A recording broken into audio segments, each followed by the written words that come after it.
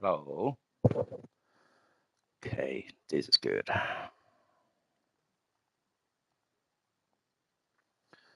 This will be part 3 of the murder on the Orient Express. Yes. Give me a second. I'm going to set up the stream.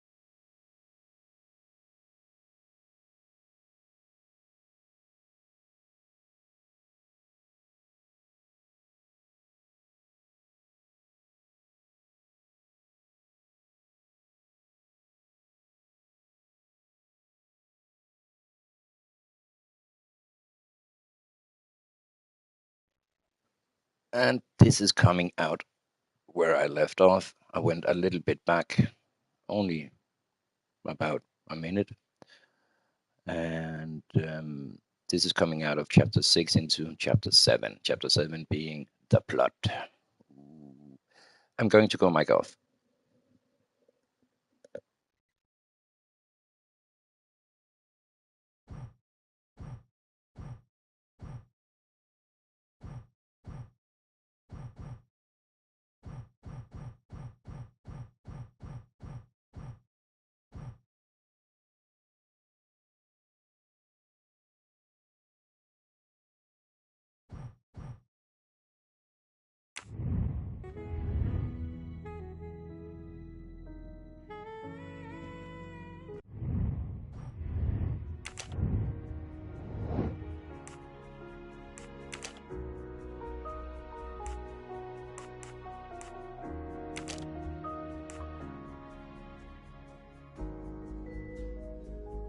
Fräulein Schmidt or Monsieur Michel may have drugged the tea that Mademoiselle Locke drank. Fräulein Schmidt or Pierre Michel could have drugged your tea. They are really the only two people on this train who could have done it. But why would either one do it? Mr. Poirot, I'm feeling much better. I'd like to bring you up to date to why I ended up on this train. If you are able, I would very much like you to finish your story. Very well, then. After the Daisy Armstrong case was officially closed, I put out a standing request to the police departments in the Boston area for anything on Michael Clark. But he didn't turn up on their radar. I even set up an anonymous tip line for news about Clark. That's how I met Braid, a sketchy contact on the dark web, but they found nothing I could use.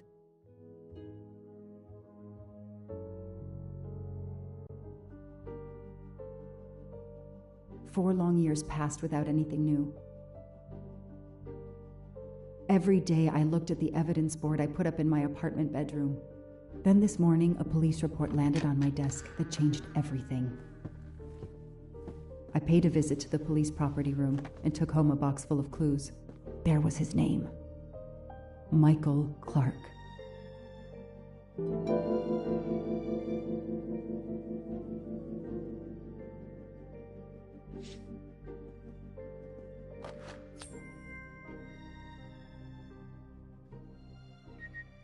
A Is gold that a small cat? mustache. Thank you very much.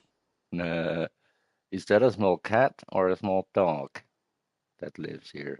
Where is it? Ah, it's another kitty. Turn around. Hey, you just like my cat. Okay, are you being obsessed, lady? It's not your child. This is close to torment. No, okay, I'm gonna go mic off again.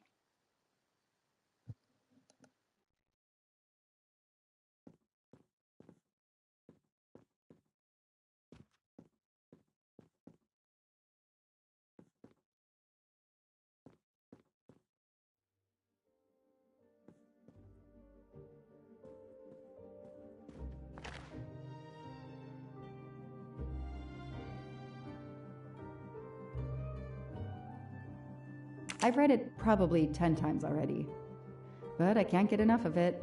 Don't know why. Maybe because it helps me sleep?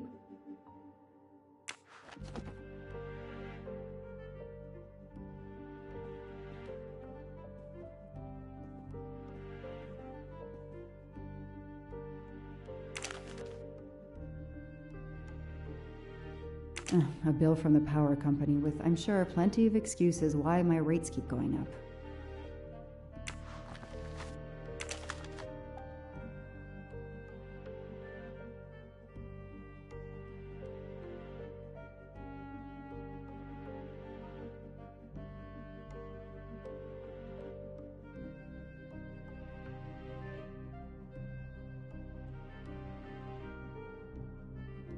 Travel. For the discriminating traveler. Also for the overworked detective who never seems to have time for vacation. Well, I can dream, can't I?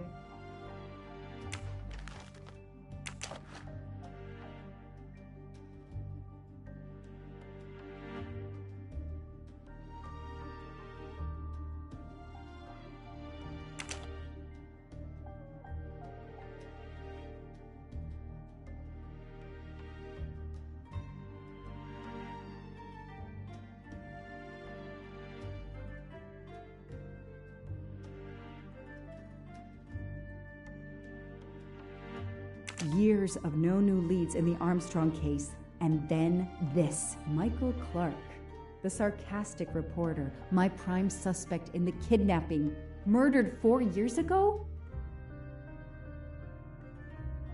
Years of no new leads in the Michael.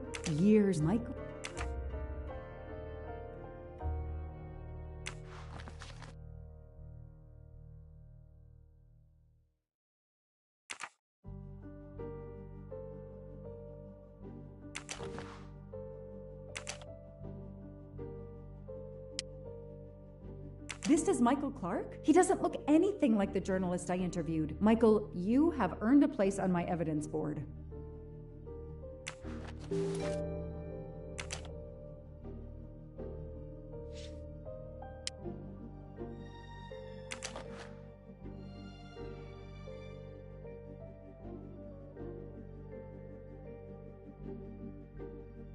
The lab team found this keychain in the cabin, but they wouldn't have bothered to examine the keys once the DA shut down the investigation. The keys were just tossed in the evidence box along with everything else. It's too unusual not to demand a closer look.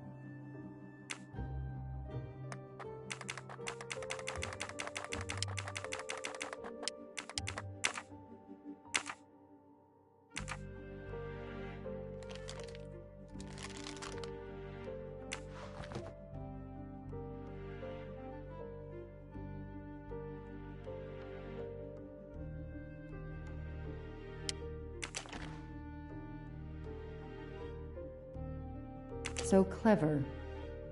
All that evidence, and yet no DNA found. So clever.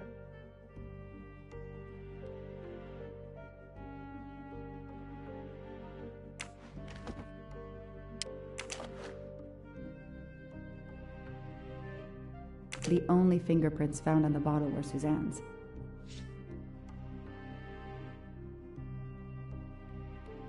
The only...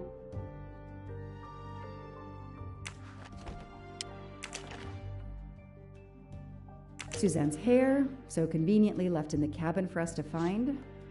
It was planted. I knew she was innocent.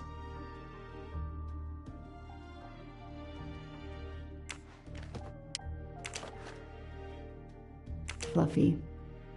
Daisy's plush toy.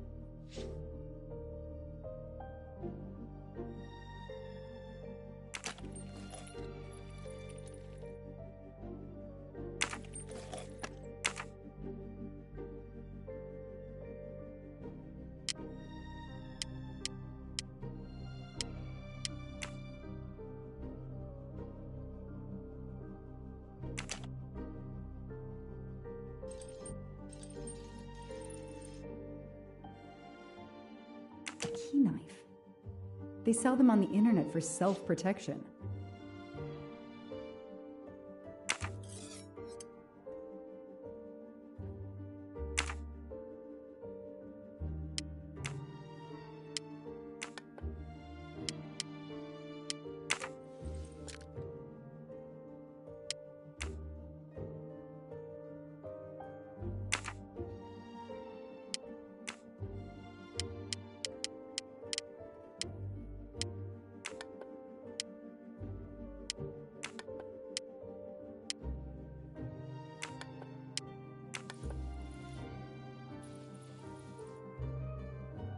What do we find?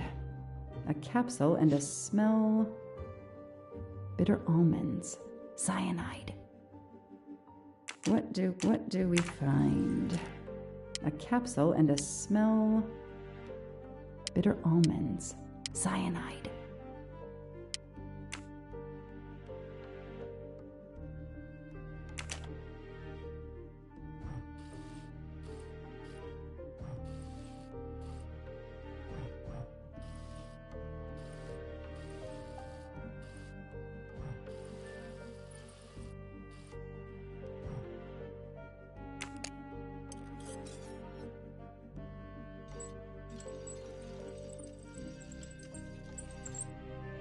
What do we have here? A flashlight. They can also conceal knives, but in this case we have lockpicks. What do we have here? A flashlight. They can also conceal knives, but in this case we have lockpicks.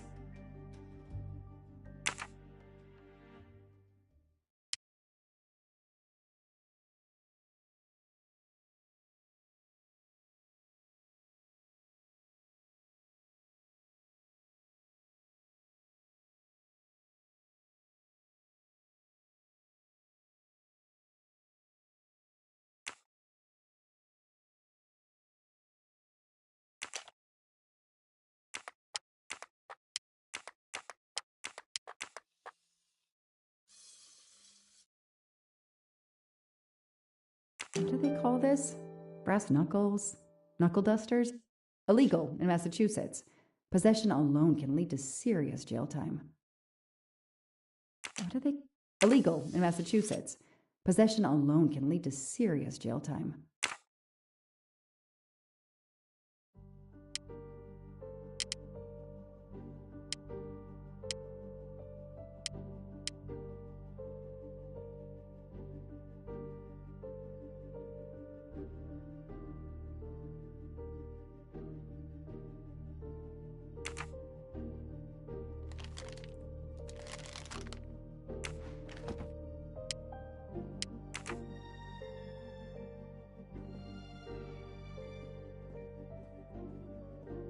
I know I have to stop printing.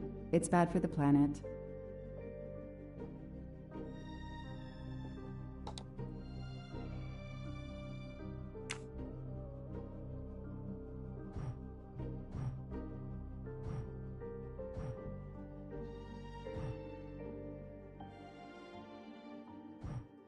Shaved off the Metro beard. But I'd recognize that smug bastard anywhere. The man I interviewed 4 years ago posing as Michael Clark. This goes on the board.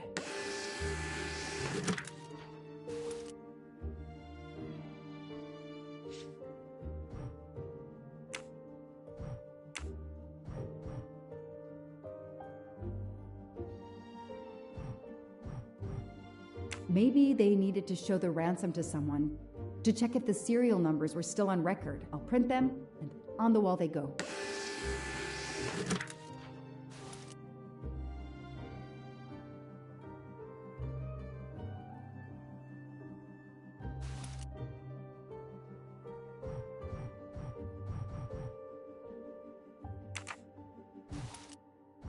Absolutely nothing on this Cassetti. His driver's license is almost surely a fake.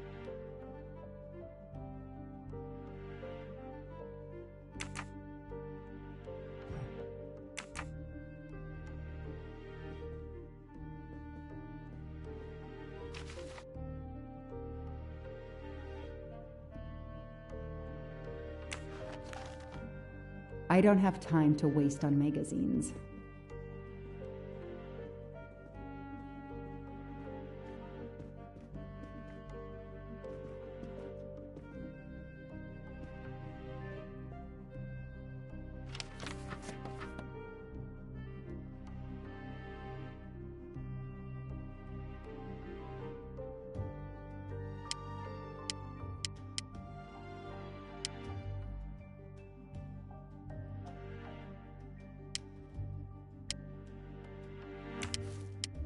This tattoo is the same on both pictures.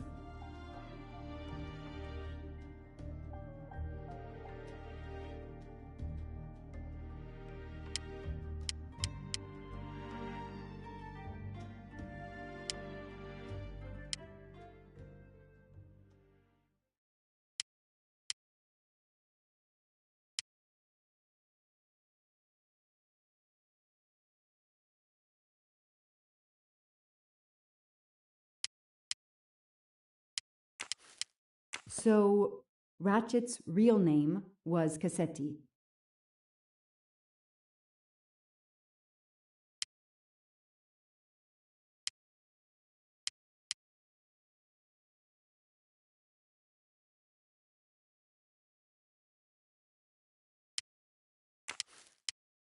I knew it!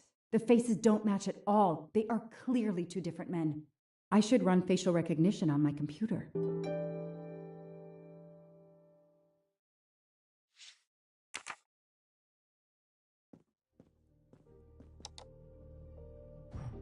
Okay, the real Michael Clark has been dead for years. Let's see if the photo of the fake Michael Clark matches someone in the database of known criminals. I've tried this several times in the past few years, but came up empty.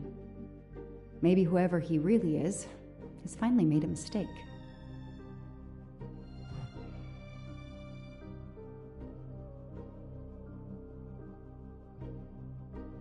That could be him, but he looks pretty different.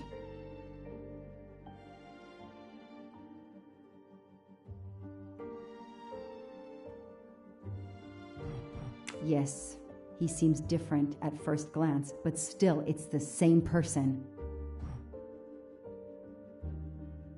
Good. That's it. He's changed his appearance a lot. Probably had some plastic surgery on his nose, but there is no doubt it's the same person. Let's see why he was arrested.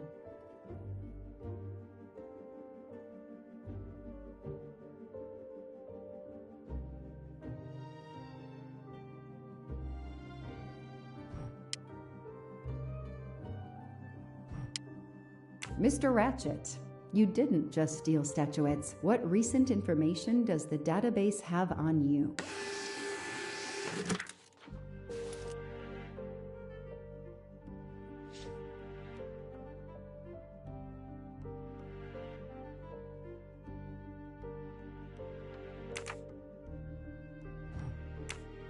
It's so frustrating. I have a name, but I can't find anything about him. But I know just who to call.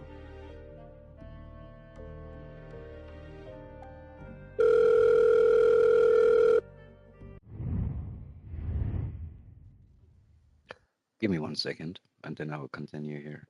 I like this.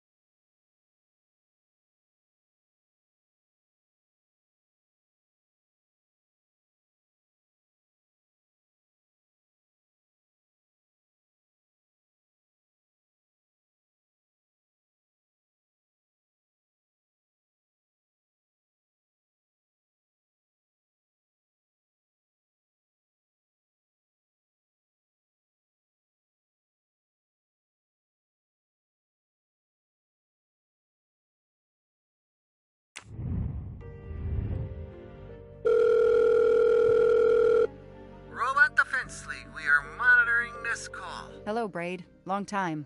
Oh, Joanna. Hey, how may I assist you? I need you to search the dark web. Yeah, can you narrow that down a little? Because, it's pretty big and pretty dark out here. Could you find intel about a Samuel Ratchet? Samuel Ratchet. Got it. Bad dude? They don't come worse. Send me what you find by email. Alright, hang on. Okay. Yeah, okay, nope. And okay. Oh, this might be something. I gotta do a deeper dive, but you should find this interesting. Could be coincidence if I believed in them. Emailing details. Domo arigato, Mr. Roboto. We're here to save mankind. Oh, it's a cookbook.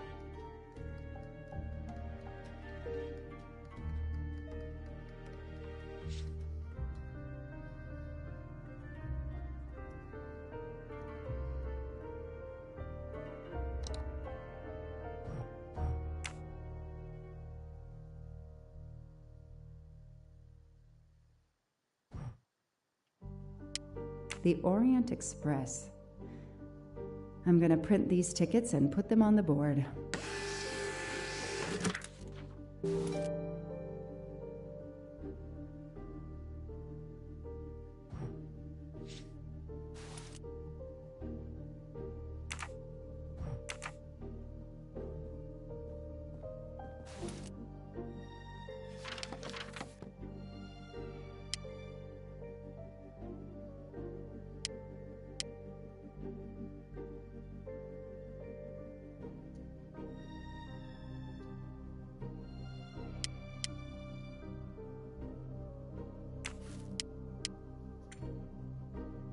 As Ratchet is alive, the dead man can only be Noah.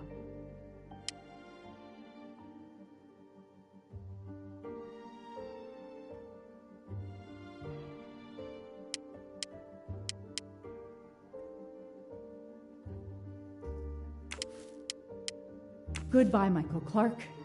Hello, Samuel Ratchet, the man who stole your identity and your life.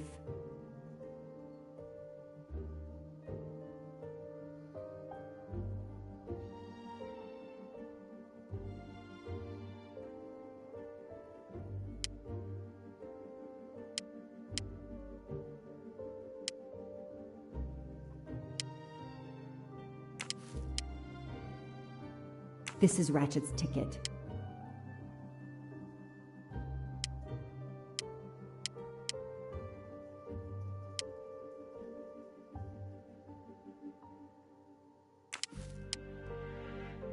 The person traveling with Ratchet has the same last name as my district attorney during the Armstrong case?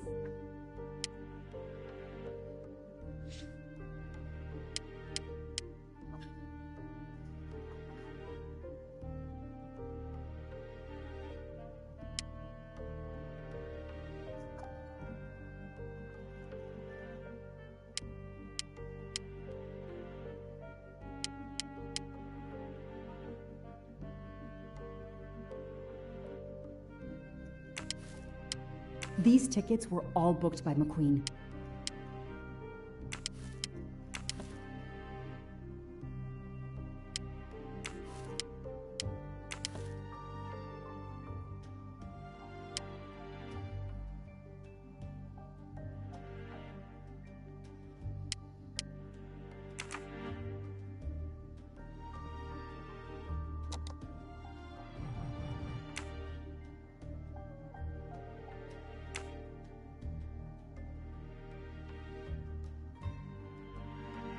I knew it. He's the son of my former DA.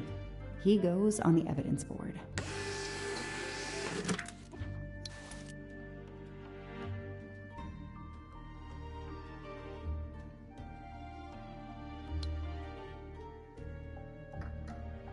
I knew it. He's the...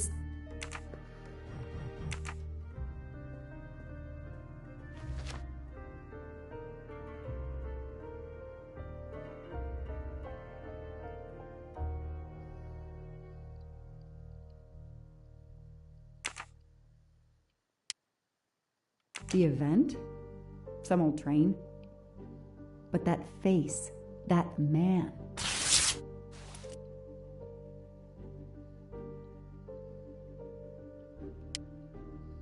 The Orient Express departs from Istanbul next week. Interesting. I'll put it on the board.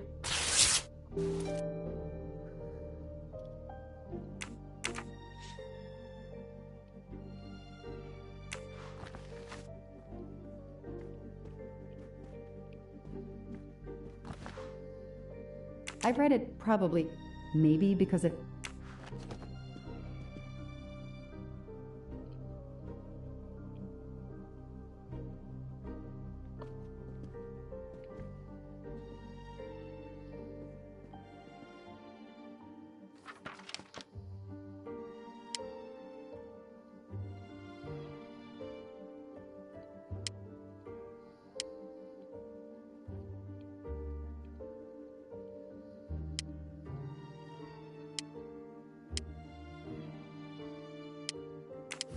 I know that face. That's John Armstrong's driver.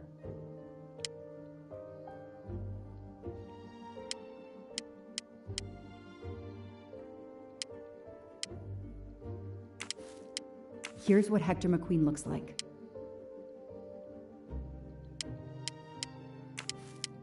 Hector McQueen is the son of District Attorney McQueen.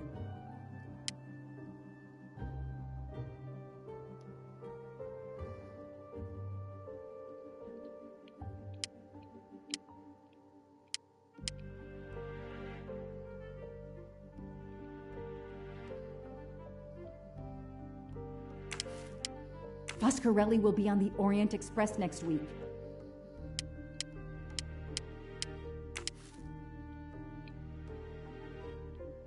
Next week, a certain Edward Masterman will be on the Orient Express.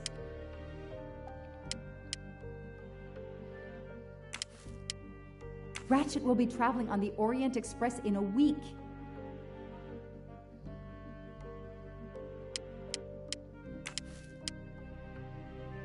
Hector McQueen will be on the Orient Express next week.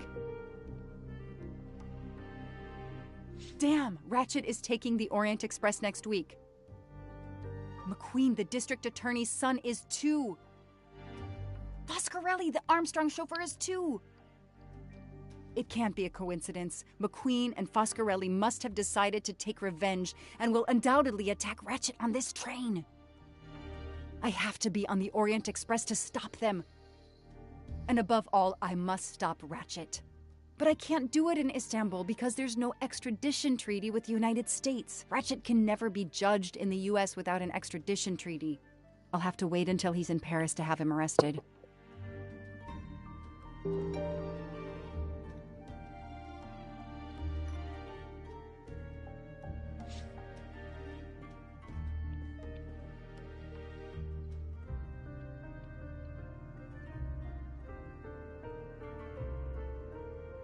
Every compartment is taken for this special anniversary journey.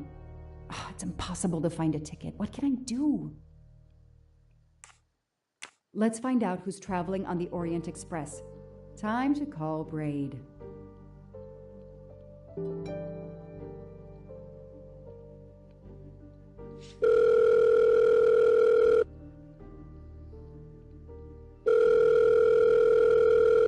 Braid! It's me again. I haven't found anything useful yet. I need one last favor. But it's a big one. Uh-oh. Can you find me the list of passengers of the Orient Express for that anniversary trip? Hold on. Jeez, their IT is surprisingly good. Maybe because of the big event. I found the list, but they sealed my back door as I was starting to capture it. Oh no. Whoa, calm down. I got one name. Female. The name I got before they kicked me off the server was Stacy Johnson. Do you feel like a Stacy Johnson? The question is, how is she going to feel about helping me? That's one you'll have to figure out for yourself. I gotta go back to weaving my magic on the web.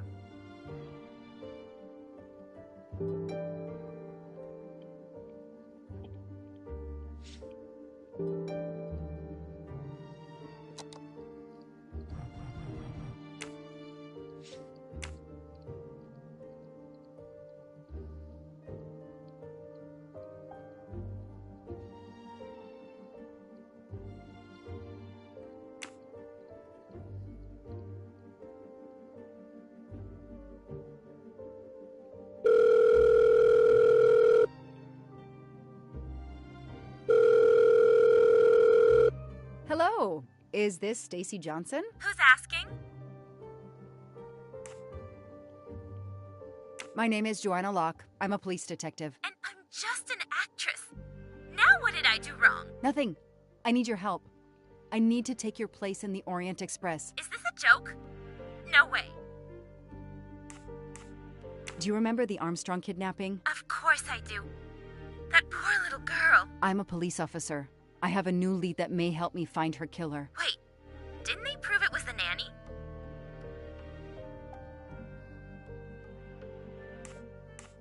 I have found compelling new evidence. I've reopened my investigation. You know, I had my doubts about the murderous nanny. I played a nanny a couple years ago in a slasher. I was killed in the first episode, but it got me interested in helping kids.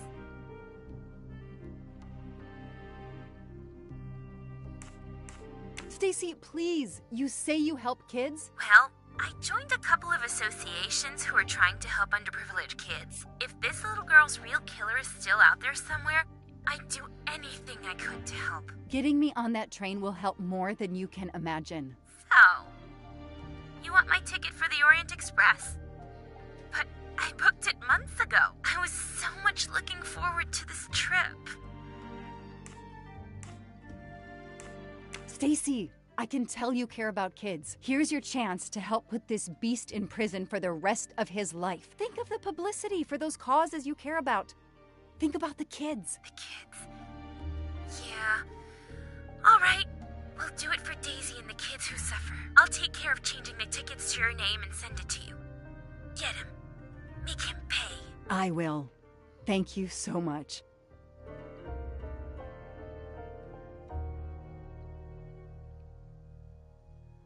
Stacy was as good as her word. I received the ticket. I called my chief to let him know I was taking my vacation time. I had coming. I flew to Istanbul. I was finally going to nail the monster responsible for Daisy Armstrong's death, Michael Clark's death, even his accomplice, and, I suspected, so many others as well. You know the rest. You're probably wondering how I got here. Bronze trophy for finishing Chapter 7. 1% more, so now it's 21% of the trophies. And that's how I found myself on this train. On Ratchet's trail. The rest, you know. My identity is easily checked with the Berkshire Police. Thank you for your detailed account, Mademoiselle Locke. In addition to giving us crucial details of the investigation, you have made it clear that there are many who might wish to see Ratchet dead.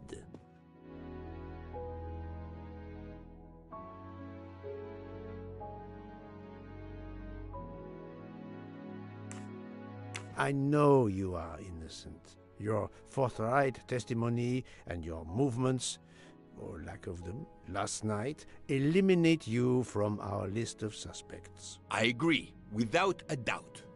Another detective will be great help to the investigation. Book. Although my friend certainly does not need any help. You are too kind. Thank you for believing me.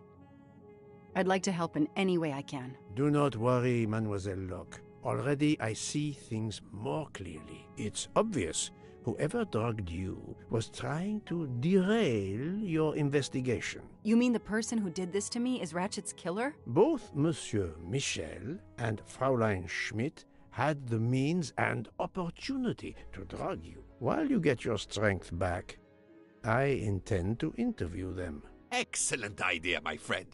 All this excitement has whetted my appetite. I'm sure Mademoiselle Locke won't say no to a good, invigorating meal.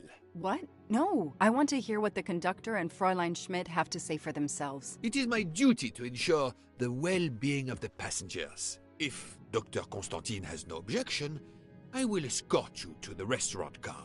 On the contrary, some food will do her the greatest good. Well, I'm still a little shaky. Mr. Poirot, will you please keep me informed about what you learn? You may be certain of it.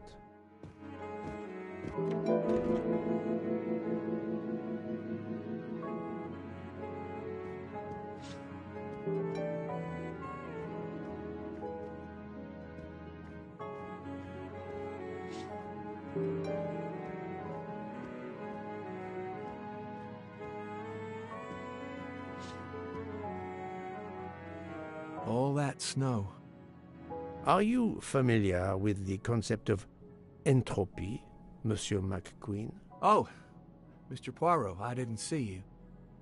Entropy? Randomness in a system or something? Yes, unpredictability. Even the best laid plans can go astray, thanks to something as simple as... An unexpected passenger? perhaps, or snow.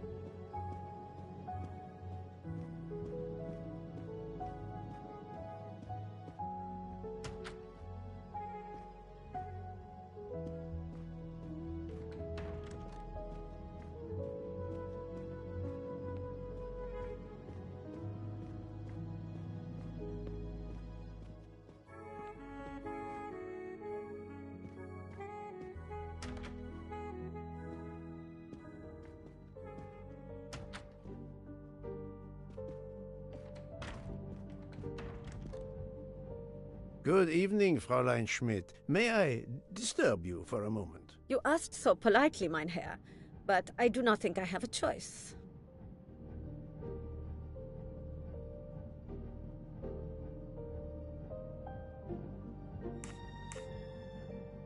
I wanted to let you know that your roommate, Mademoiselle Locke, is awake. Ah, yes, I'm glad to hear that. I was worried about her.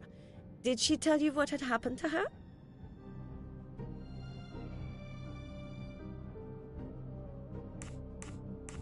Unfortunately, she doesn't remember much, but we found a residue of a sleeping pill in her cup of tea. Since you two were alone together in your room when she drank it, who else but you could have drugged her? Must I point out I do not make the tea on this train? You should question the conductor or the kitchen staff.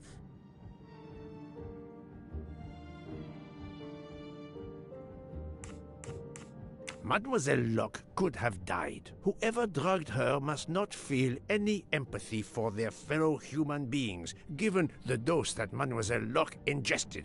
She was close to death. Oh my God. What did I do? I didn't want to hurt her. Just have her sleep for a few hours while we had time. We? Time for what? Time for what, Madame Schmidt? You think I feel nothing? Nothing? That poor little girl. Indeed, that poor little girl.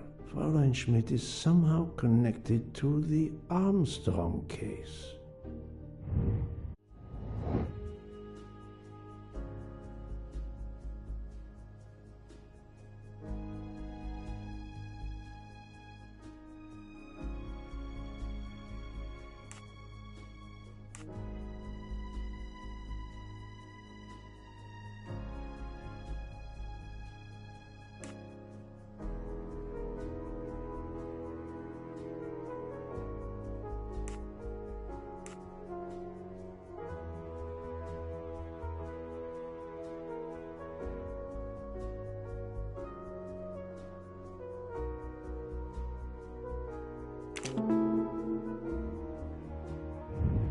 That was easy. Fräulein Schmidt, I have a certain reputation for sniffing out... I am not a murderer. Forgive me, but I was going to say brilliant chefs. You were the Armstrong family's cook, were you not? But... yes. I was the cook of that lovely, lovely family. I'm sorry, but I must ask you to give me some time to collect myself. It wasn't supposed to be like this, my darling, my poor darling child. I will give you that time, Fräulein. You have given me much more in exchange. I must check in with my other suspects to make certain I have all the pieces of the puzzle in my possession.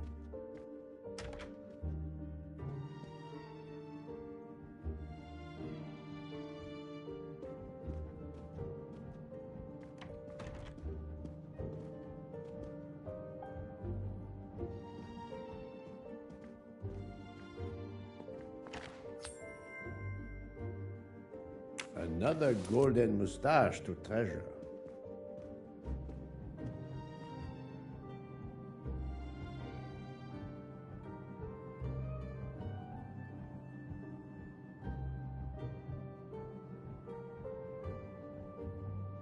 Can I get you something, Monsieur Poirot? Everyone is so tense. An aperitif soon, Monsieur Fauchet, with pleasure, when the matter is resolved.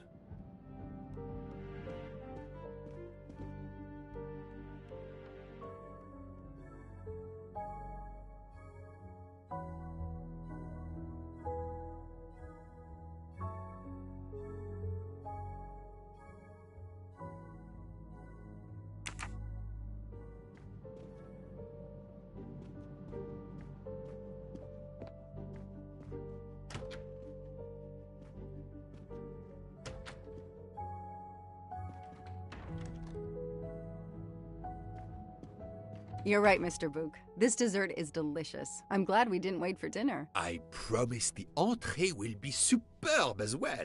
Detective Locke, you are recovering well, I see. Yes. I should be helping with the investigation. Do you know who drugged me? It is early yet for conclusions. When I return, then we shall see. Do not worry, Poirot. She is in good hands. Potarou, Freya, and yours truly are looking after her.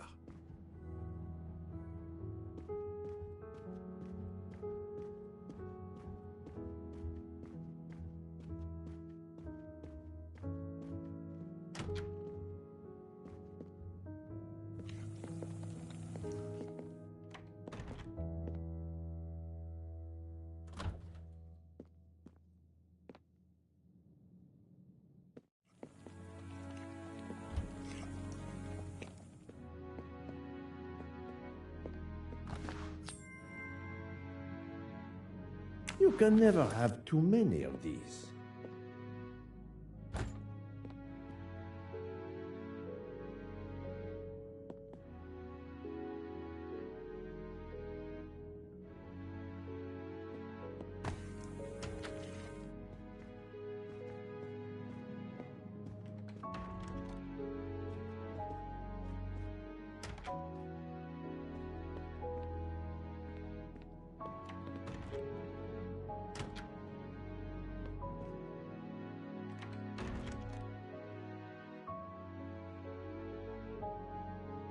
Good evening, Michel. Am I bothering you? You seem stressed. With everything that's going on, I must admit, it's difficult to be relaxed. Of course, I understand. Especially since we know that Detective Locke's tea was drugged before it was served to her. Detective? Come now, Michel. Surely you would have taken the opportunity to search her things and found her badge. Luckily, she woke up and was finally able to tell us her story. Potarou boiled the water, Jean made the tea. I just brought it. Sir, it could have been any of the staff. Your defense is to accuse others?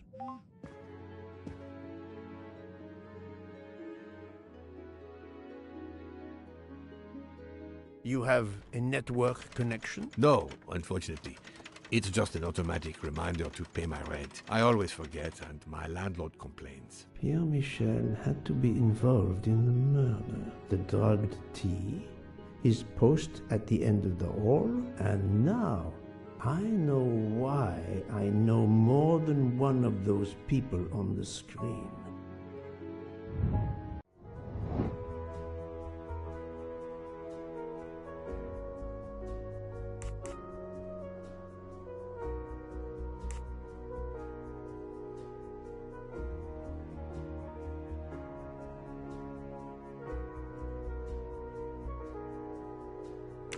Yes.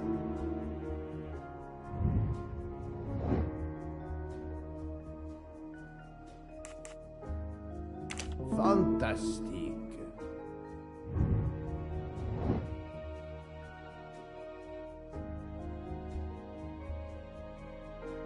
Brilliant.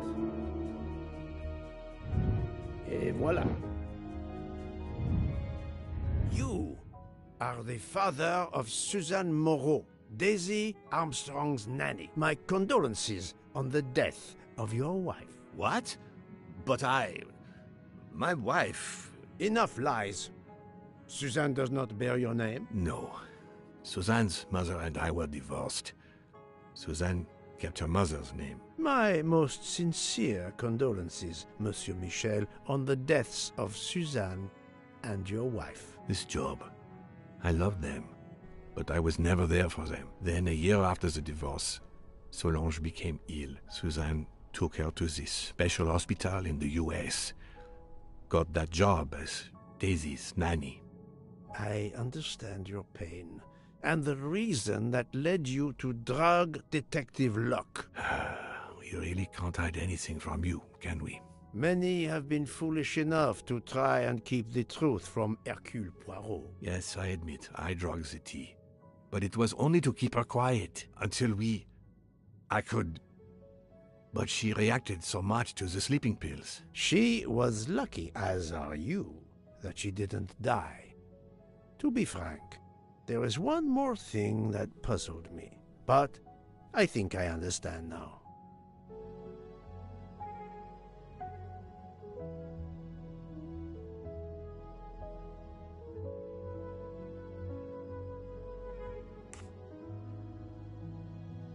Monsieur Hardman was Suzanne's fiancé. Huh. I have the impression my whole life to you is an open book. Yes, Cyrus was my daughter's fiancé. I almost consider Cyrus as my own son. Of course, much more is clear now. I have been patient long enough. It is time to go and see what all the commotion is next door.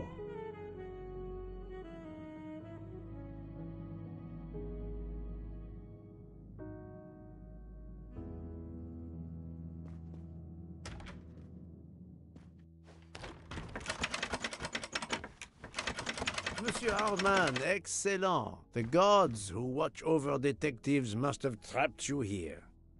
Why didn't they watch over me?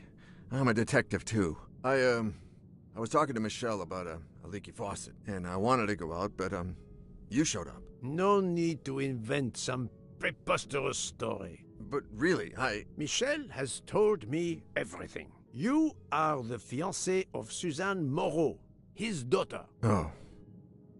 I see. Surely this is not a big surprise to you. No. Suzanne was the only woman I ever loved. And I failed her. We got into a spat. It was nothing, but I was too proud to apologize. We weren't speaking at all. Suzanne never really cared for that guy Noah. She would have forgiven me. If only... If only... If only. A common refrain between lovers who quarrel. Obviously, Pierre Michel and Fräulein Schmidt both drugged Detective Locke's tea, causing the overdose. No wonder she had so much trouble waking up. Time to report my findings to her and Book.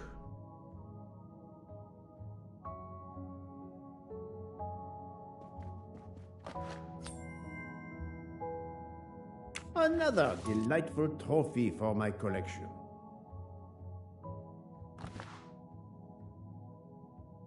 I wonder if our master chef gets his recipes from a game.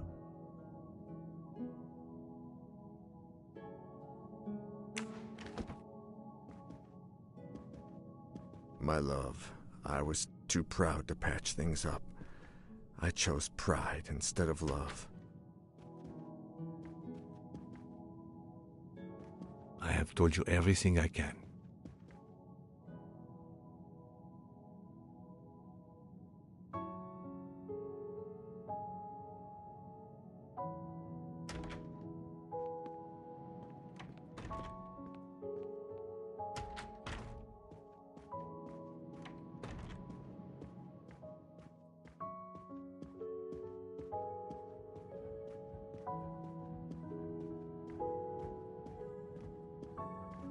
So, my friend, tell me, you have something new?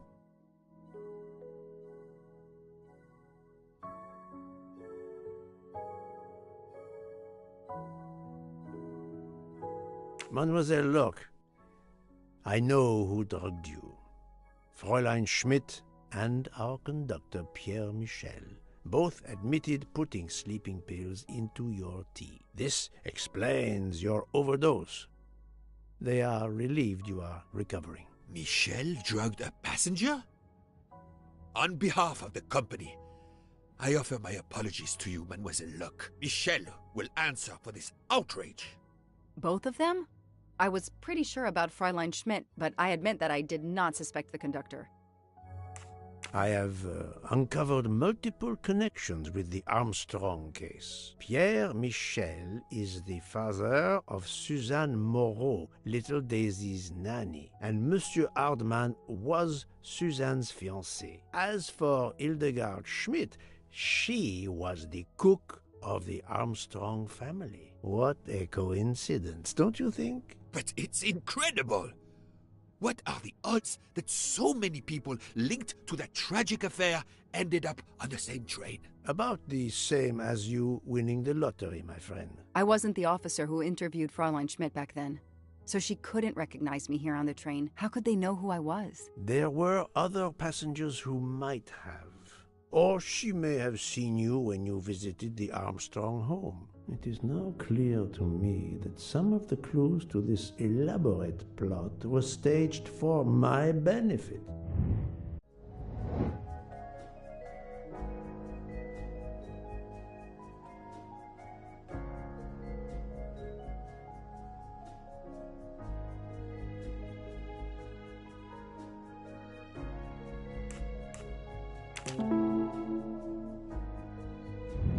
That's the right answer. Some clues and information collected so far could lead to a hypothesis. The murderer boarded the train in Vinkovsky, killed Ratchet, and then left the train immediately. How did you come to that possibility? Monsieur Hardman told me about a short man with a high-pitched voice who threatened Ratchet. Imagine for a moment that this man, wearing a wagon-lit conductor's jacket, killed him while Michel was on the platform at Vinkovsky. This murderer then hid the conductor's jacket in Detective Locke's room, then fled before the train left. Why choose Detective Locke's room? Why, indeed. Let me re-explain from the beginning.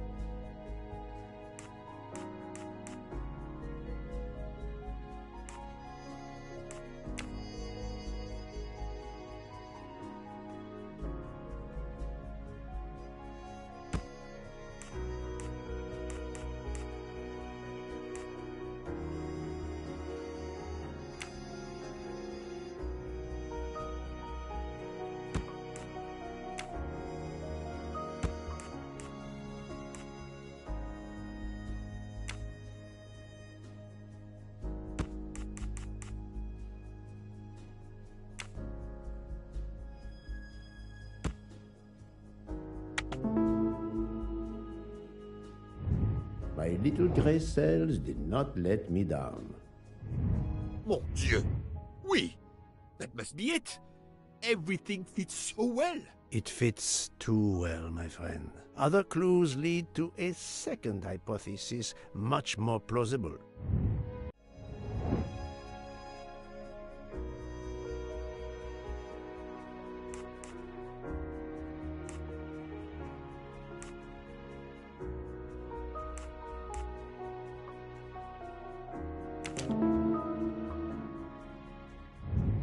That was easy.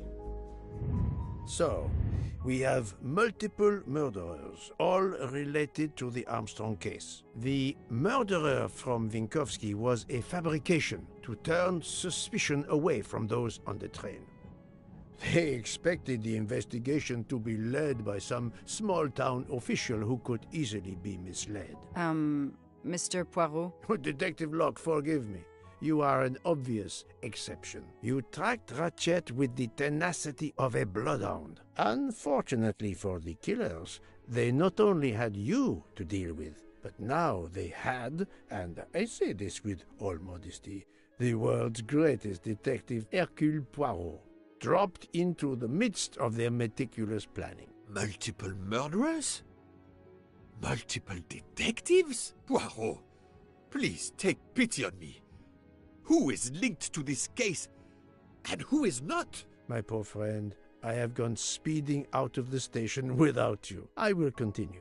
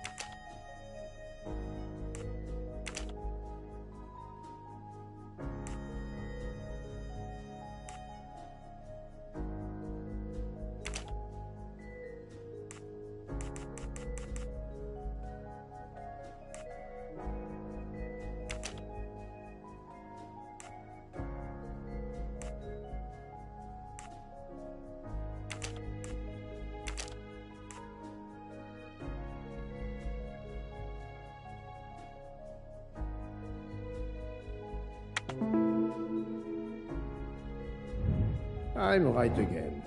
That happens to me a lot. Fräulein Schmidt, Pierre Michel, Monsieur Hardman, and Monsieur McQueen are all linked to the Armstrong case. I also know that Sonia Armstrong's sister and godmother, Countess Andreni and Princess Dragomirov, are on this train. And finally, Detective Locke discovered that Mr. Foscarelli was the Armstrong chauffeur. If we add Detective Locke and Ratchet, of the 12 passengers in that coach, 9 have a connection with the Armstrong case. What next, Poirot? Or should I say, who next? It is time to summon everyone. Everyone? Even Dr. Constantine? The train crew other than Michel? Dr. Constantine, yes. I will need him. But we don't want the others as witnesses. I will see that their duties keep them occupied elsewhere. Excellent. I have always thought this moment in a case is much like Rodin unveiling the thinker before a captivated audience. A work of art. Have you not felt that way, Detective? No, Mr. Poirot. I'm happy just to slap the cuffs on him. Well, there is some artistry in that as well, I suppose. Where would you like the unveiling, Poirot? The lounge? Perfect. Then I will gather all the passengers in the lounge.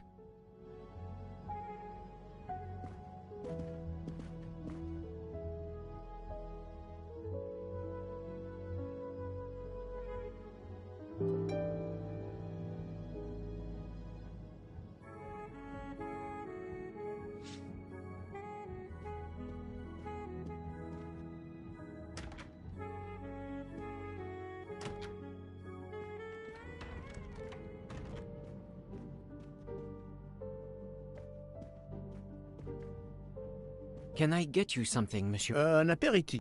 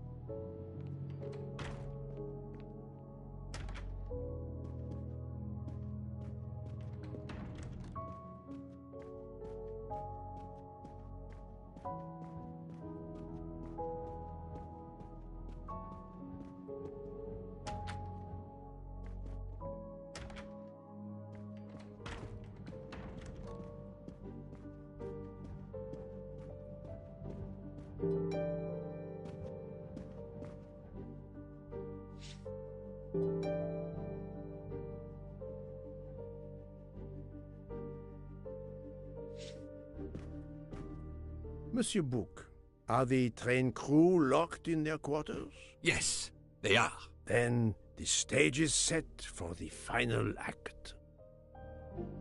Ladies and gentlemen, I have gathered you together to hear my reconstruction of the murder of Samuel Edward Ratchet, also known as Cassetti. There is not one, but two possible solutions of the crime. I shall put them both before you, and I shall ask Monsieur Bouc and Dr. Constantine here to judge which solution is the correct one. Two solutions? Mr. Poirot, I am hardly qualified. Nevertheless, your assistance is required. Now, you all know the facts of the case. Ratchet was found stabbed to death this morning. He was last known to be alive at 12:37 a.m. last night, when he spoke to the wagon-lit conductor through the door. His watch was found to be badly dented, and it had stopped at 1:15. Dr. Constantine, who examined the body, puts the time of death as having occurred between midnight and 2 in the morning. At half an hour after midnight, as you all know, the train ran into a snowdrift. After that time, it was impossible for anyone to leave the train. So, here is my first theory. The enemy, as Ratchet expected, joined the train at Vinkovsky by the door left open by Captain Arbuthnot and Monsieur McQueen, who had just descended to the platform. He was equipped with a wagon-lit jacket, which he wore over his ordinary clothes, and a pass key which enabled him to gain access to Ratchet's compartment in spite of the doors being locked. Ratchet was under the influence of a sleeping draught. This man stabbed him with great ferocity, 12 wounds in all. He left the compartment through the communicating door to Madame Hubbard's compartment. Yes, that's so. Scared me half out of my wits. The murderer thrust the dagger he had used into Mrs. Hubbard's handbag in passing. Without knowing it, he lost a button of his uniform. Then he slipped out of the compartment and along the corridor. He put the uniform jacket into Detective Locke's suitcase to cast suspicion on her. And a few minutes later, dressed in his ordinary clothes, he left the train just before it started off again, using the same means for egress, the door near the dining car.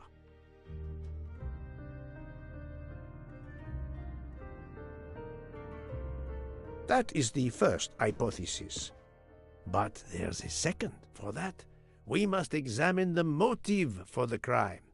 Why was Ratchet killed?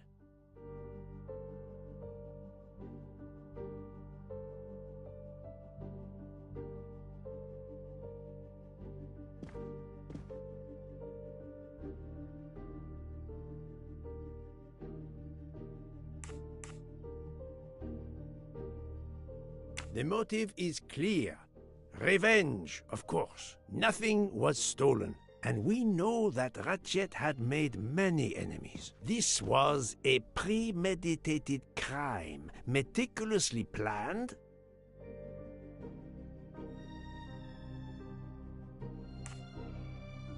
Since the kidnapping and death of little Daisy Armstrong, which traumatized many people close to the family. Even when the police concluded that it was Suzanne Moreau, questions remained. Detective Locke continued her investigation, as did others. They became convinced the truth lay elsewhere. We now know who the real murderer of Daisy is.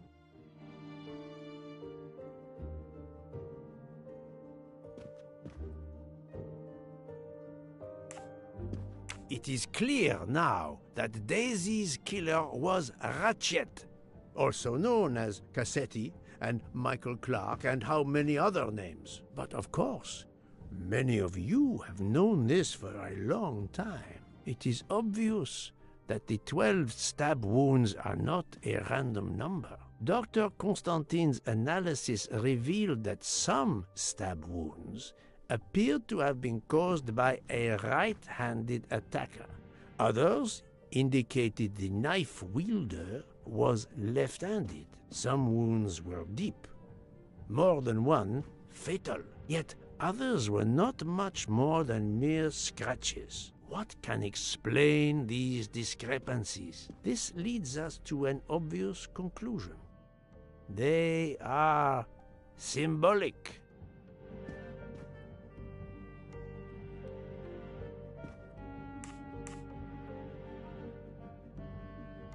"12 stabs. 12! The same number as a trial jury in the United States. But not just a jury of 12 members condemning him to death, but 12 executioners as well. This self-appointed jury had meticulously planned for everything except Snow. Snow. The avalanche that stopped us, as well as the presence of not one but 2 detectives on the train. They had to improvise, to hastily add clues and false leads.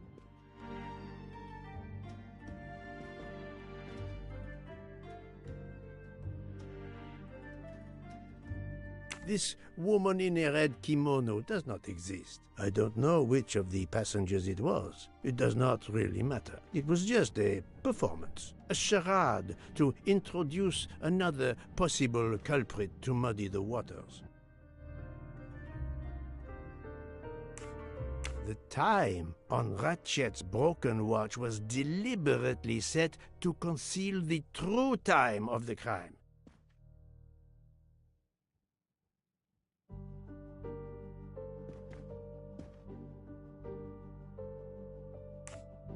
The vial of vaping liquid incriminated Captain Arbuthnot. However, he had a solid alibi confirmed by Monsieur McQueen. Impossible then to suspect him.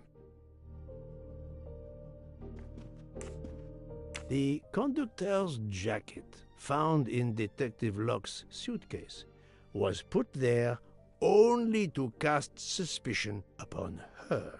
All these false leads were intended for me. But I am Poirot. I understood the truth. We have a train full of suspects. It's time to identify who the real culprits are. Let's start with Detective Locke.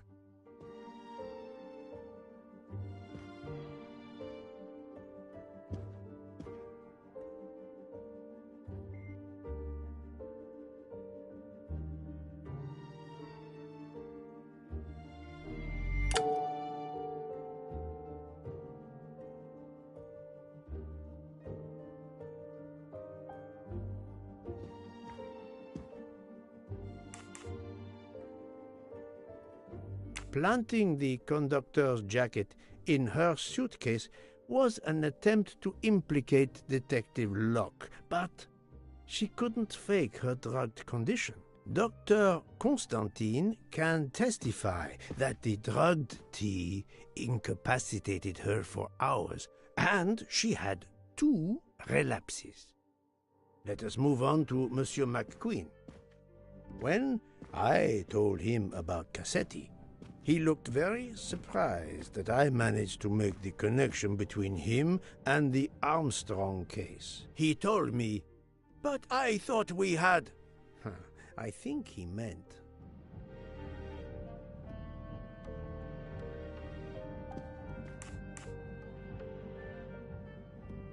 You thought you didn't leave any real clues linking the murder to the Armstrong kidnapping. Moreover, you insisted that Ratchet did not speak French when you knew I had heard a voice calling out in French that was supposed to be Ratchet.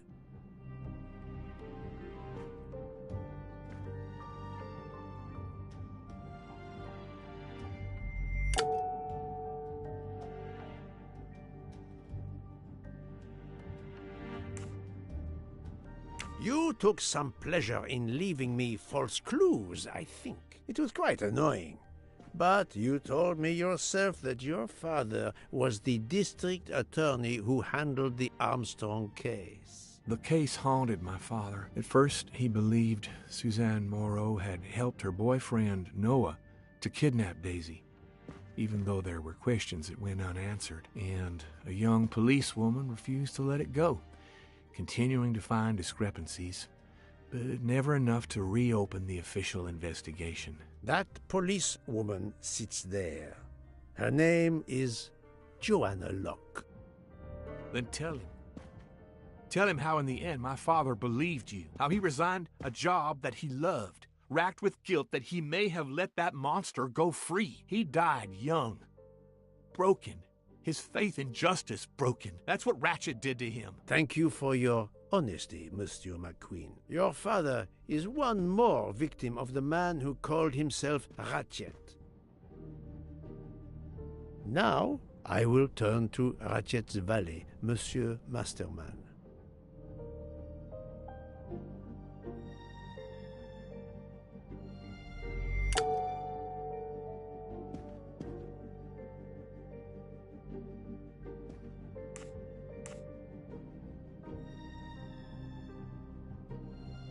Ratchet sensed danger close to him and naturally wanted to stay awake. You gave him sleeping pills without his knowledge. Once he was sound asleep, you could do what you had to do in peace. Sir, I'll tell you the truth. I was Colonel Armstrong's adjutant in the war, sir, and afterwards, I was his valet in New York. I'm afraid I concealed the fact this morning. It was very wrong of me, sir, but I knew how suspicious it would look. Is that all you have to say? That's all, sir. Now, to leave no suspicious stone unturned, let us move on to Monsieur Bouc. What? Me? A suspicious stone?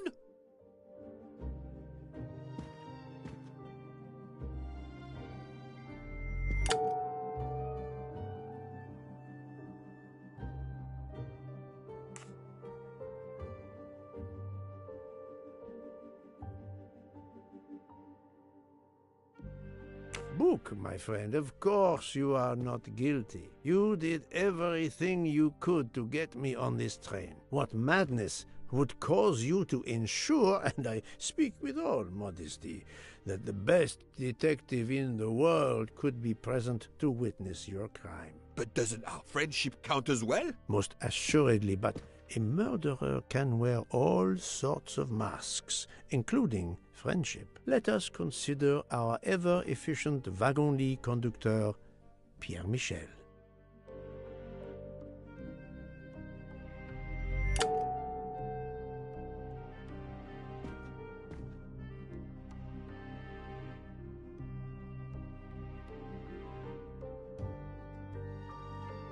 Your admission that you drugged Detective Locke immediately incriminates you, but the murder could not have been possible without your very capable assistance. Your knowledge of train procedures made the murder possible, and your position in the corridor of the train allowed you to be the perfect alibi for several passengers. And your motive? Suzanne Moreau, Daisy Armstrong's poor nanny, who was wrongly accused and committed suicide, was your daughter. C'est enfoiré. He got what he deserved. My poor daughter has finally been avenged. My Suzanne. My child. Let's move on now to Monsieur Hardman, one of 3 detectives on this train.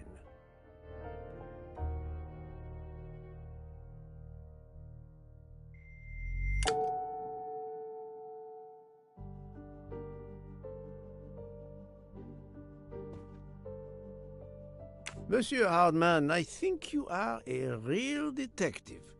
But you were never hired by Ratchet. Your alibi was that you were watching the corridor to protect Ratchet, which, of course, you never did. You protected Pierre Michel.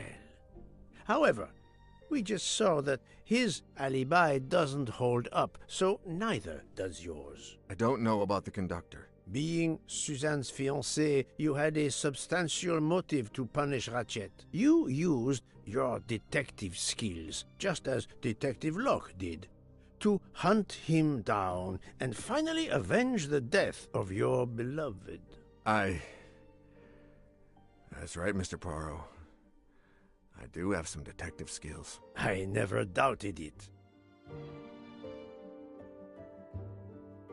Now, Fraulein Schmidt, the lady's maid with the soul of a cook.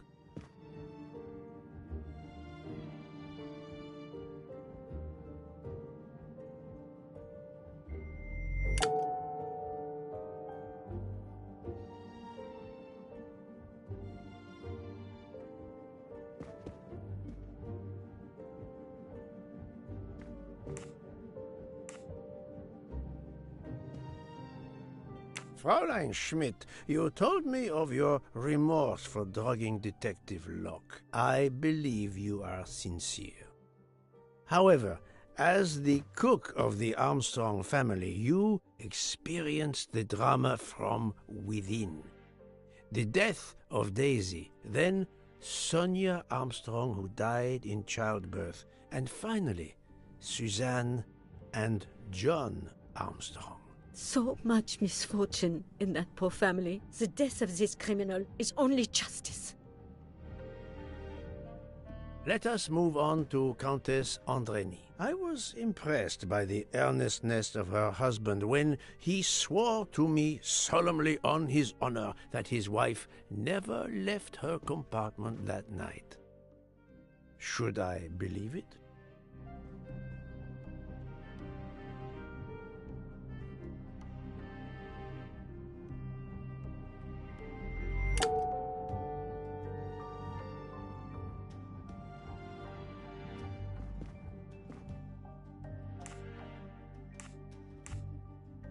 Countess Andreny, being Sonia Armstrong's sister, you had every reason in the world to want to avenge her.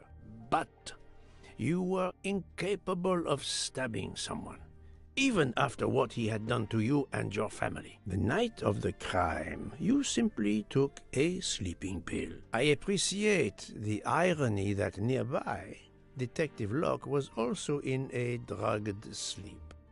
When you awoke, you thought the nightmare was over. Rudolph? Hush, my love. Hush. Excellent transition. I was coming to you, Count Andreny.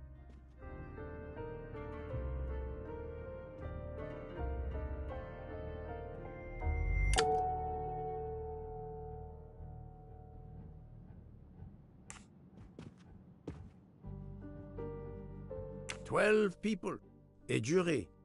This was very important to all of you. If Countess Andreny did not stab Ratchet, someone had to take her place. And you, Count, the beloved husband. I've seen how fiercely you love and protect your wife." Enough! I would do anything for Helena. Anything. Even that. Yes, even that. Let's move on to Monsieur Foscarelli.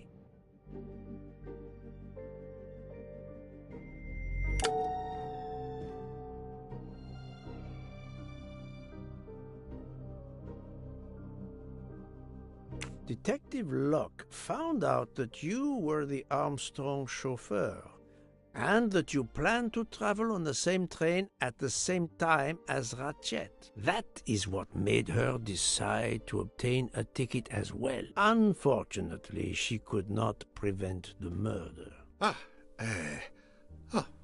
Have you lost your tongue, Mr. Foscarelli? Oh, Daisy.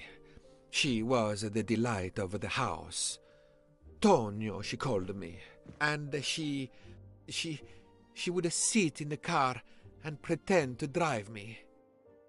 And you, Mademoiselle Olson. A champion for the immigrants, a worthy calling.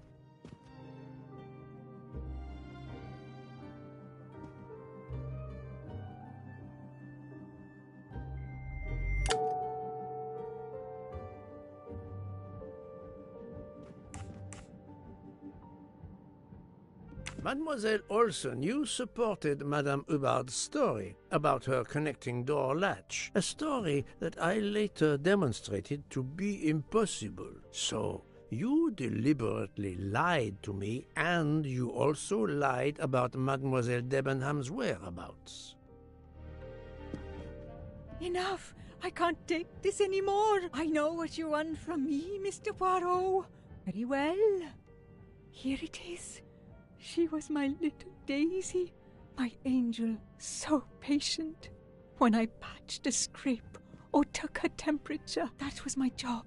But she was so much more to me. She was a shining light in an ever-darkening world. I've tried to honor her by caring for children who have lost everything. Thank you, Mademoiselle Olson. You too shed light on your part in this mystery.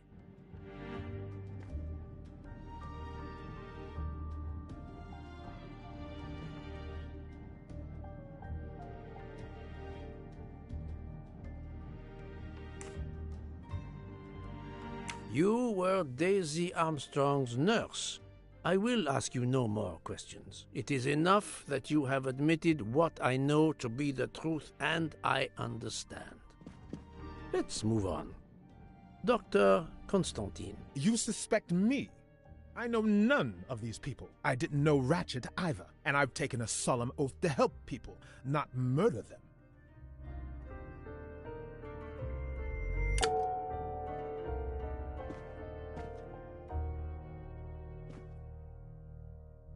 You are one of the few people in this room not to have any connection with the Armstrong case. Moreover, your alibi is confirmed by Monsieur Bouc, whom I would trust with my life. That is very kindly said, my friend. We now come to Mademoiselle Debenham and Captain Arbuthnot, whose relationship was not in doubt from the moment I inspected your room at the hotel. You have a bloody nerve.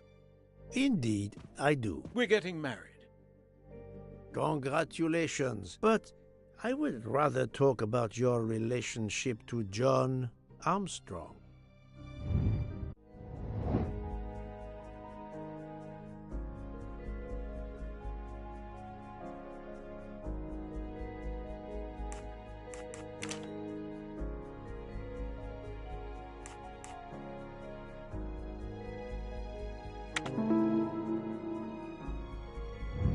My little grey cells did not let me down.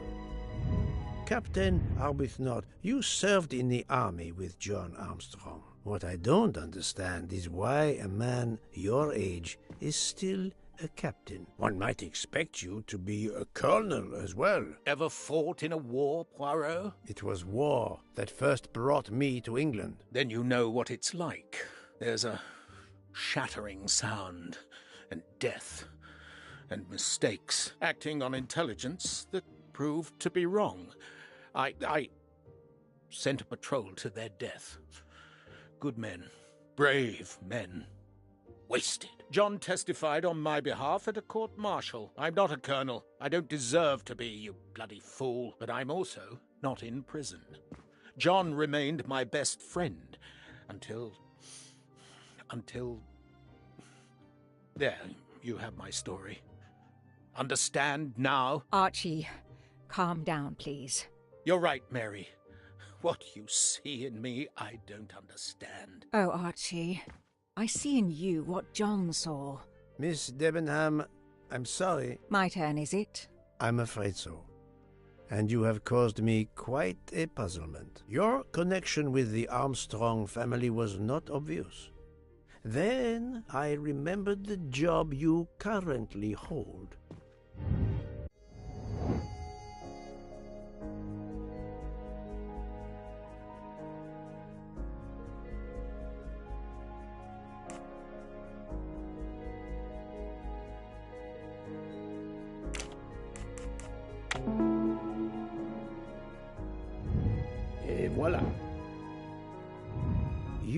were the teacher of...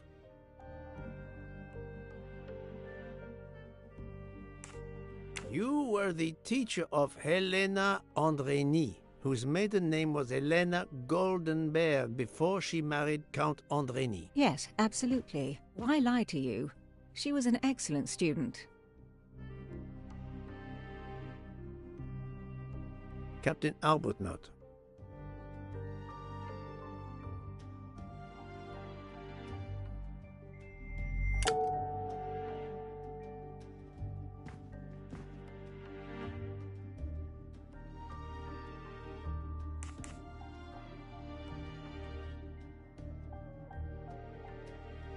You had one of the strongest alibis, thanks to Mr. McQueen.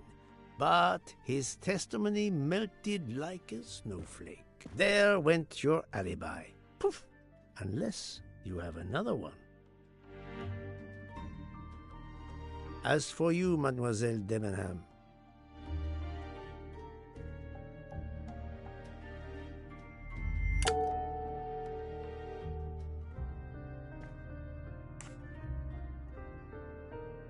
Mademoiselle Olsen was the only one who could confirm your alibi. I think you know where you stand. Very good, Mr. Poirot. Are you satisfied? I will be, soon. Now I must turn to Sonia Armstrong's godmother, Princess Dragomirov.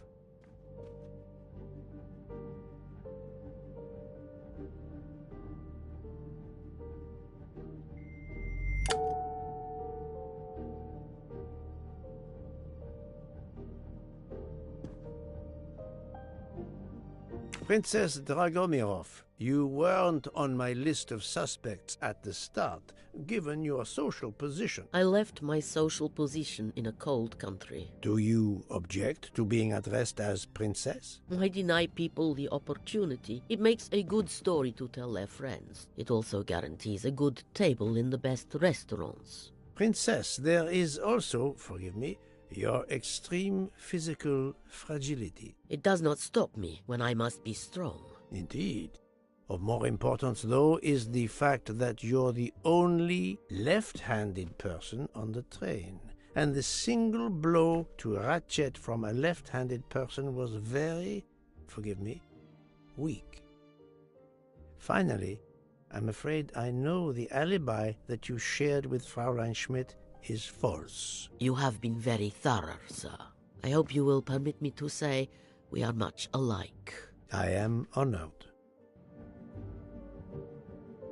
Now it is time to end with Mrs. Hubbard, or should I say, Linda Arden.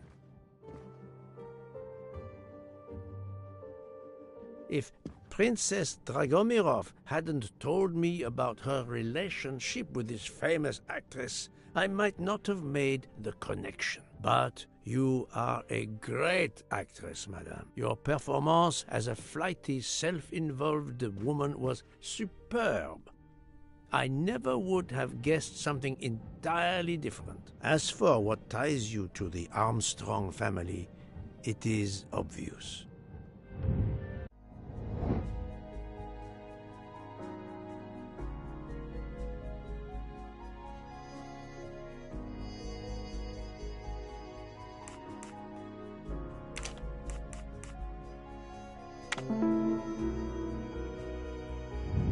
That's the right answer. Mrs. Hubbard, you are the mother of Sonia Armstrong and Mrs. Andrény.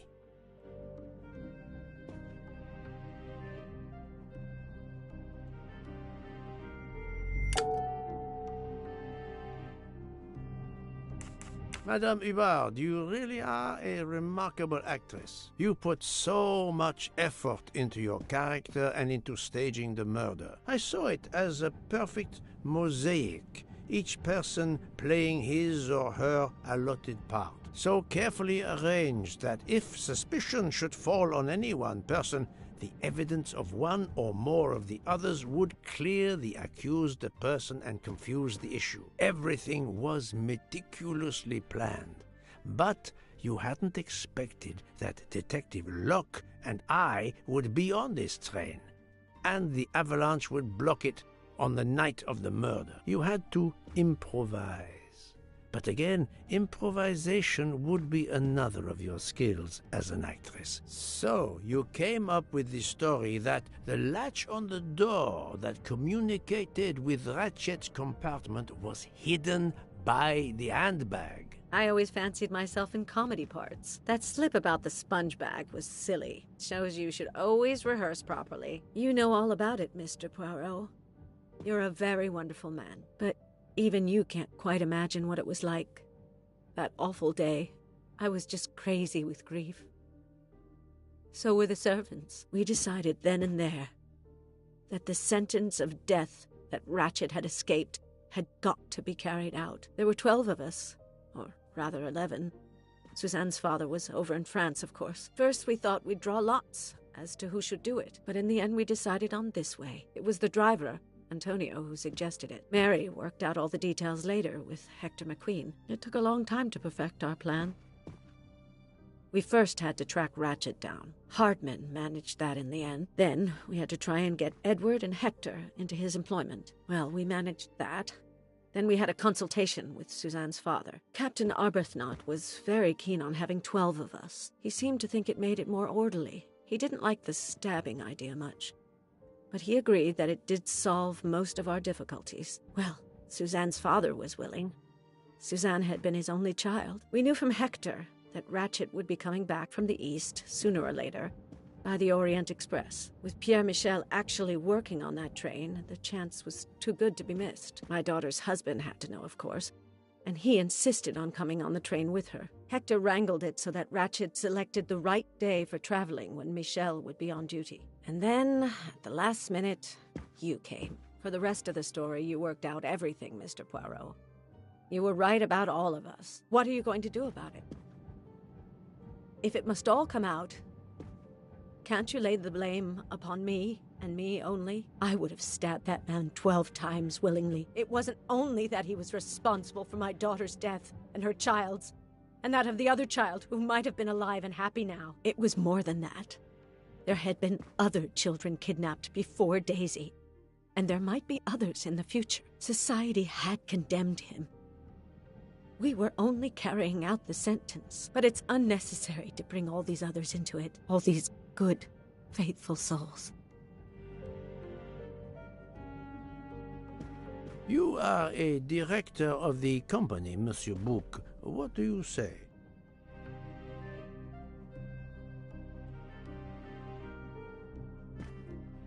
In my opinion, Poirot, the first theory you put forward was the correct one. Decidedly so. I suggest that that is the solution we offer to the police. You agree, Doctor? Certainly, I agree. As regards the medical evidence, I think that I made one or two fantastic suggestions. Then, having placed my solution before you, I have the honor to retire from the case.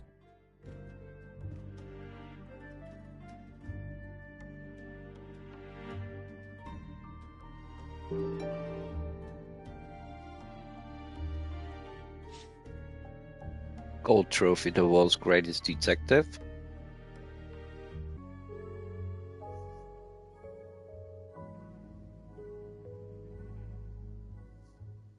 Don't think we're done.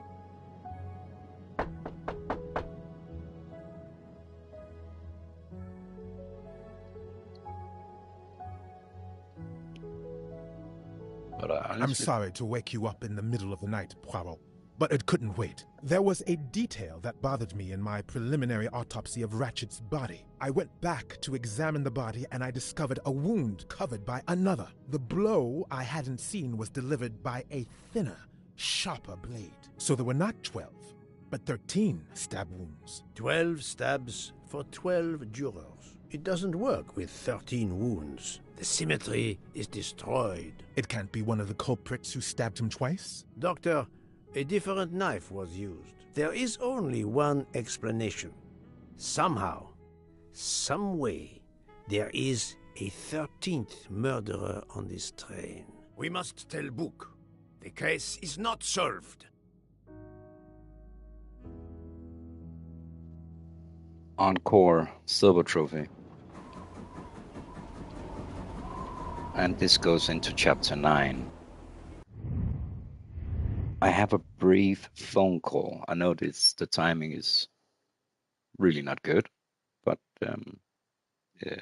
it can be important.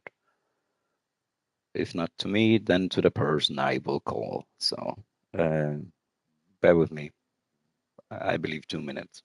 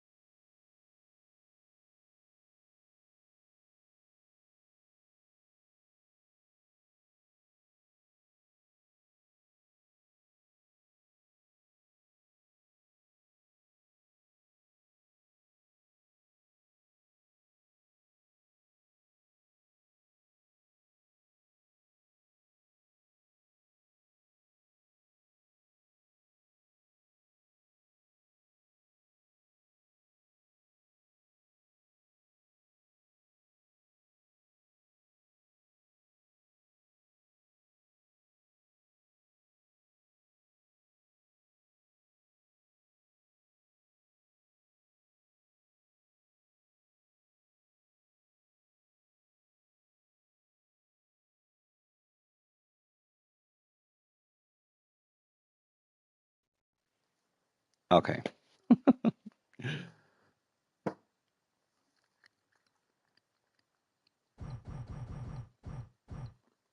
13th killer.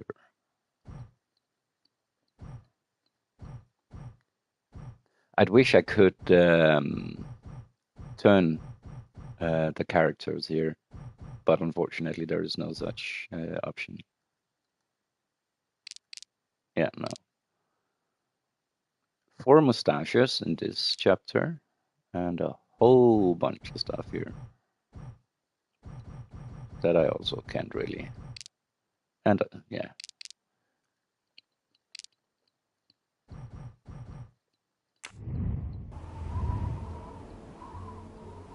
We are out of the snow. Well, the mini avalanche. Please, come in. All right, I'll call Michael. Ah, Book. I see we are moving at last. Yes. The way was finally cleared while we slept. If all goes well, we will arrive in Venice this evening. The train will be there for several hours for refueling and reprovisioning. What do we do with the 13th murderer? Do you have a lead? I thought about it. There is one clue that was left aside in my investigation. The diary I found in Ratchet's safe mentioned an appointment in Venice. Someone with the initials A.W. He will never keep the appointment.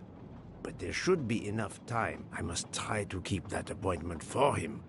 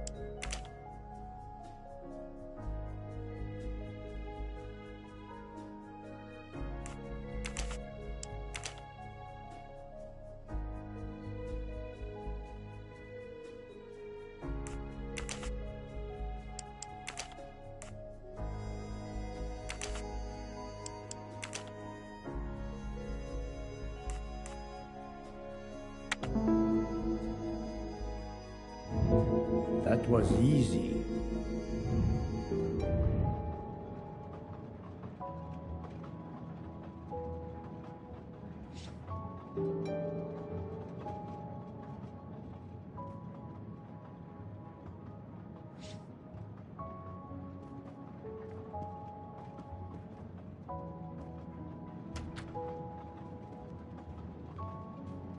I don't have time for small talk.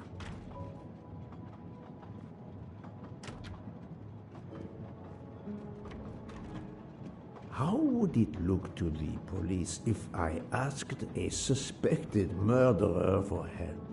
I don't have time for small talk.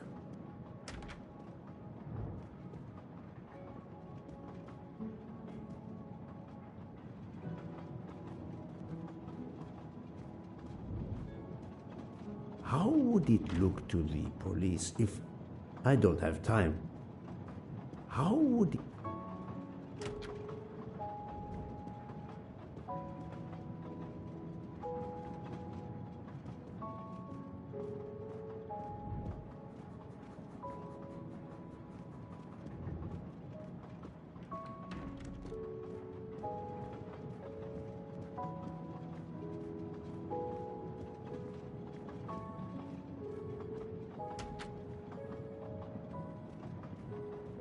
I don't have time for small...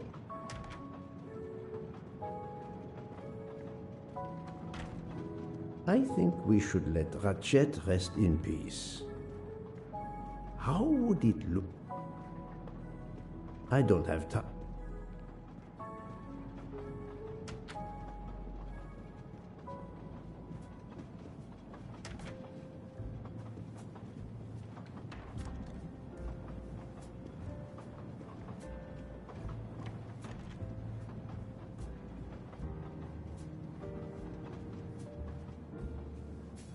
Doctor, a moment.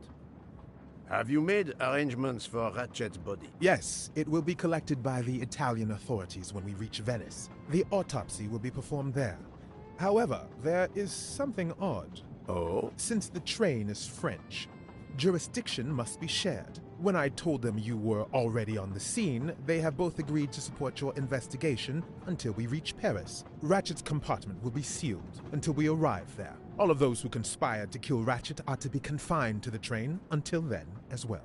So, thanks to you, I am the rope in a tug-of-war between two countries. Oh, but I thought you would want to be in charge.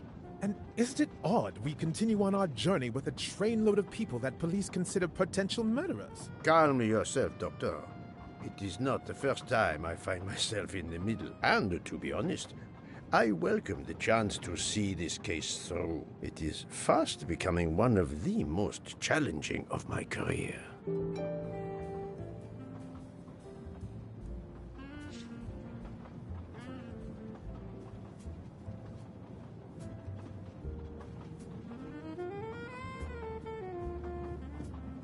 So, my dear book, how does our journey progress? We are well on our way to Venice. All of our passengers are locked in their rooms by order of the authorities. I watch them when they want to stretch their legs, like the captain there behind you. I see that you have the situation well in hand.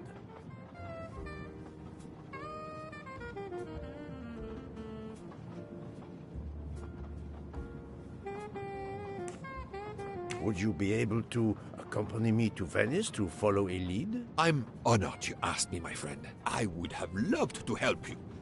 But I have to manage the situation here. I must make sure no one gets off the train in Venice and that Ratchet's body is transferred.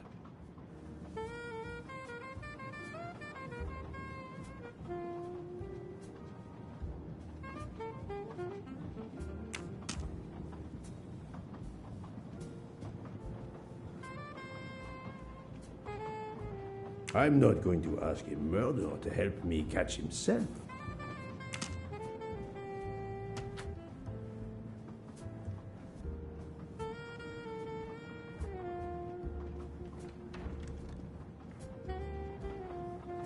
Hello, Monsieur Fauché. Is everything going well? As well as can be expected. Our stocks of food and drink are running low. An unexpected layover on the mountains and an unexpected murder didn't help. Have you ever noticed that when things get tense, people tend to eat and drink more? It is curious that, even when they are accused of murder, as much as I learn of human nature, people still manage to surprise me. At least, we'll soon be in Venice. Yes, we'll be able to stock up on enough provisions there. As long as there isn't another murder.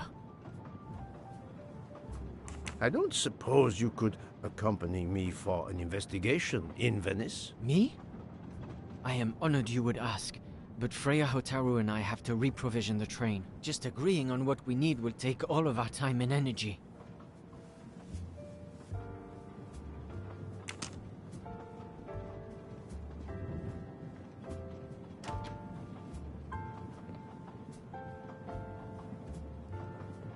Hello, Monsieur Mori. So, Monsieur Mori, how is your headache? Much better, thank you. I don't need a temperamental chef to help me. See you soon, Monsieur Mori.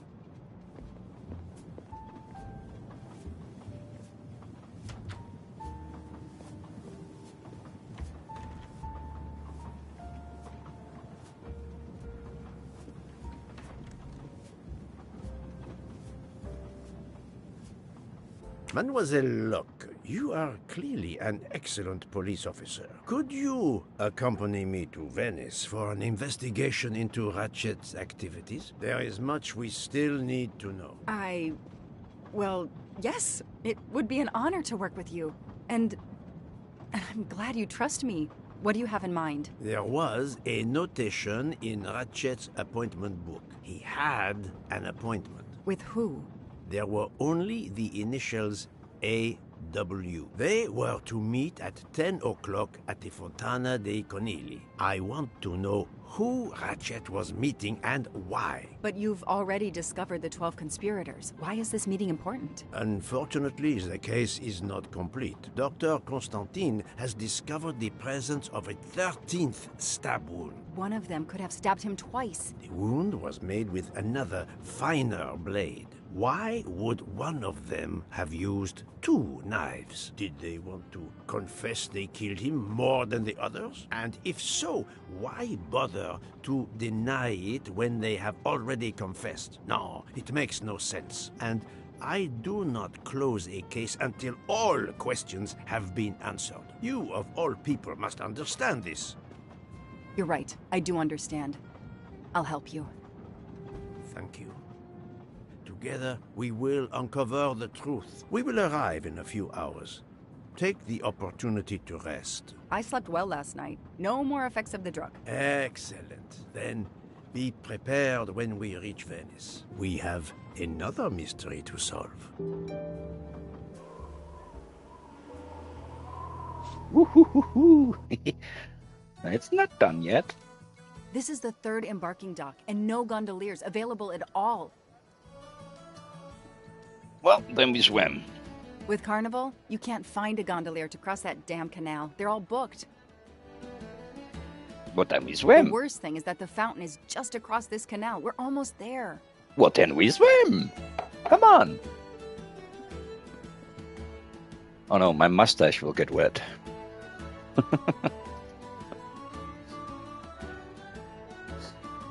Oh, Kitty, stop doing that.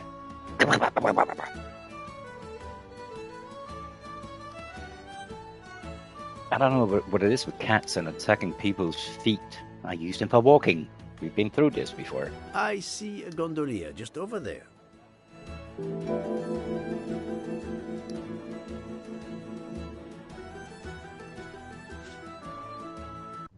Second here. Let's see. So, oh, God damn it.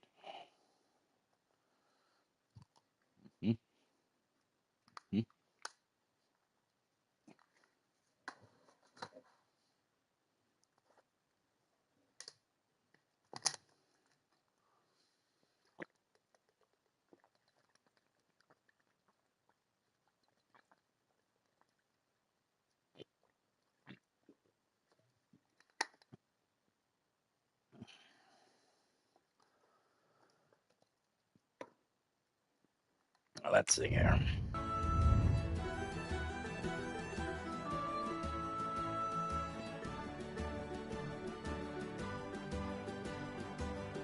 Every carnival, my friends and I mask, and every carnival, we lose one another.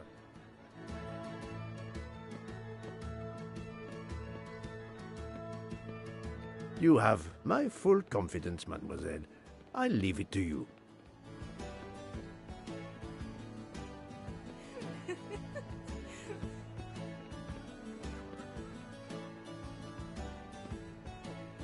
Oh, I thought there would be an invisible wall of sorts. There it is. But he looks like he's like... oh, okay, it's a mime of sorts. Advanced mime.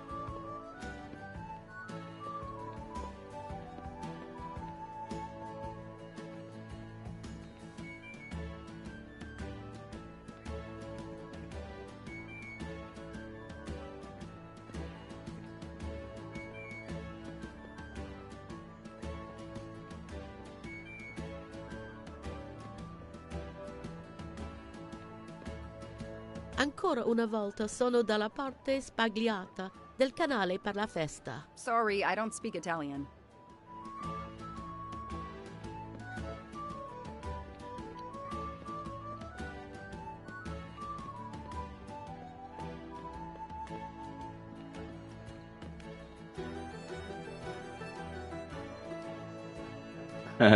Hi there. We'd like to cross the canal, please. There is a bridge about a kilometer down the canal. Please. According to the map, the Fontana dei Conigli is just across the canal here. No, I, Gabriele, cannot help you.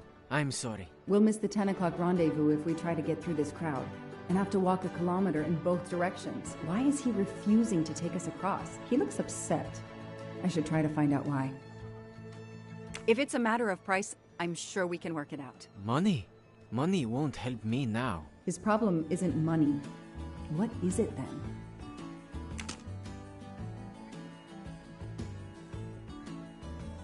I am sure this little problem will pose no challenge to you.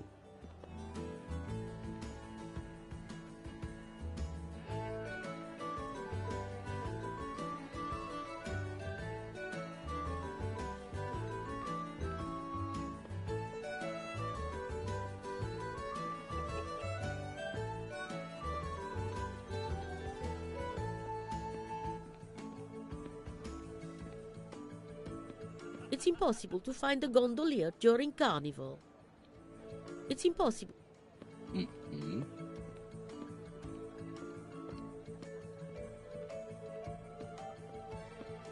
Every carnival, my friend... Oh.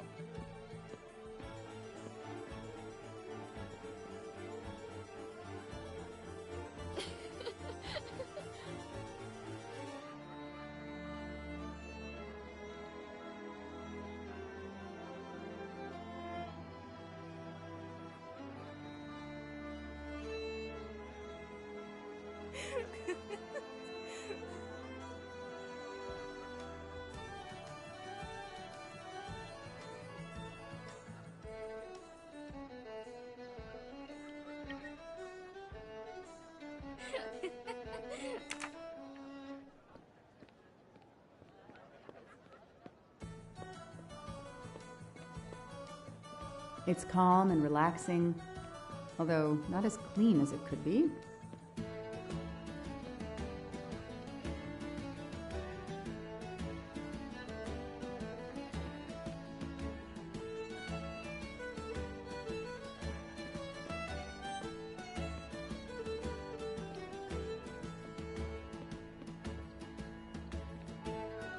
I don't really know what I'm doing.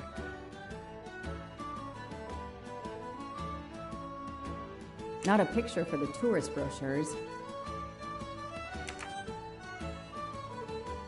What a weird thing to focus on. Oh, bronze trophy. The only useful pigeon is a stool pigeon. That scared the birds. I guess this is her idea of having fun during a carnival. Whoop. Honestly, I don't really know where to go.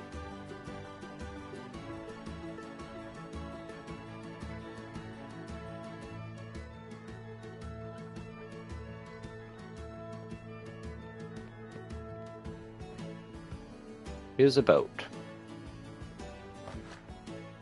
Here's, What a sham. A beautiful bouquet crushed by revelers. Oh.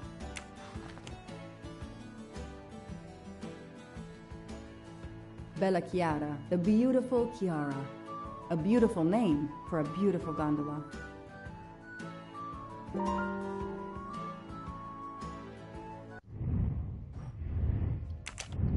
The gondolier problem.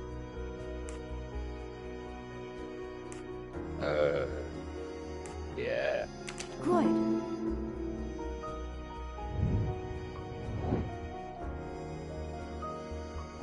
Mona Lisa. Chiara. Right? Right. Nice one.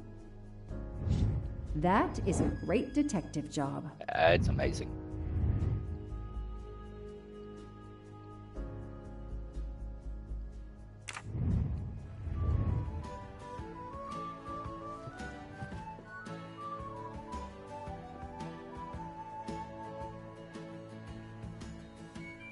I'm sorry you had a fight with Chiara. What? How did you know? I'm a detective. I'd like to help, if I can. If you have a spare engagement ring, detective, I'll take it. Ah, I see. You lost the engagement ring you were planning to give Chiara? Lost? It is worse than that. I threw it away in the canal. I bitterly regret this gesture. I now find myself without a girlfriend and without a ring.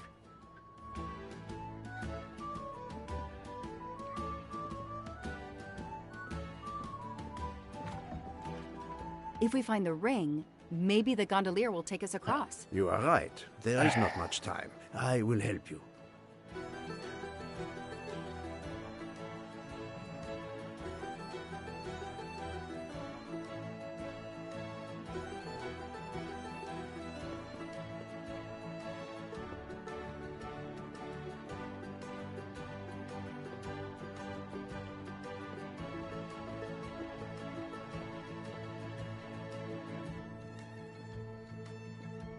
Hey, a kitty. No, that's not a kitty. What is that? It is a kitty.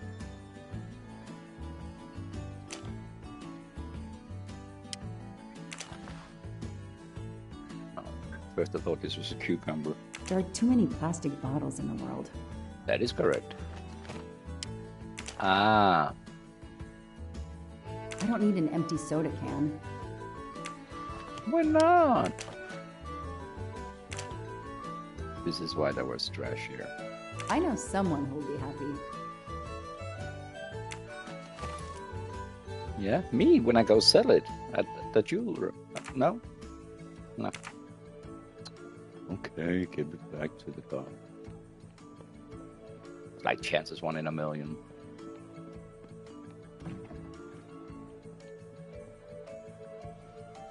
Now pay me, good sir. Excuse me. I believe I have something that belongs to you. Mamma mia, grazie mille, signorina. With this, I can now Grazie win my mille. Chiara's heart again. I know it. How Thank to you 1,000 times. My friend and I need to get to the other side. We have a very important date at the Fontana di Conigli. Ah, yes. The rabbit fountain. Of course, I'll take you across. Then I will call Chiara. Hopefully she will forgive me. I'm sure she will. Well done, Detective Locke.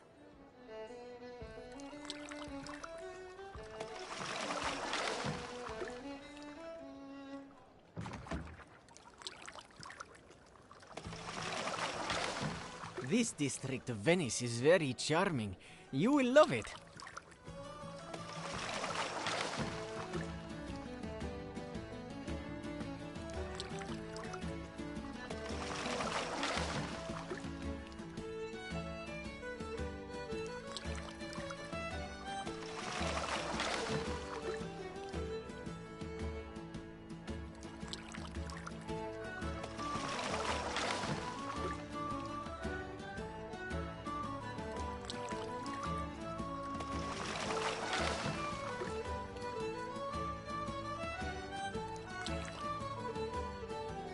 If it's not too much to ask, can you wait for us until we return? Yes, no worries.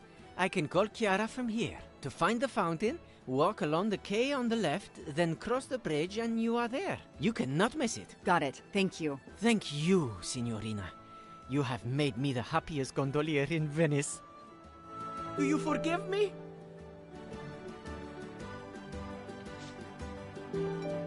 I fixed everything.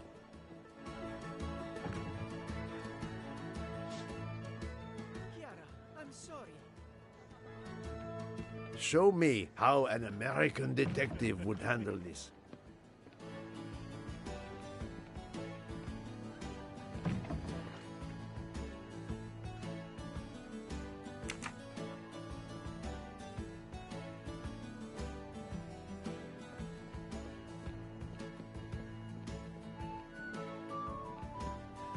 Am I the only one who would like to do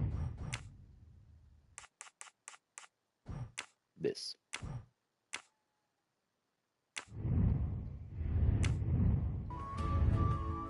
Oh my, look at this. You can even see their clothing appropriately.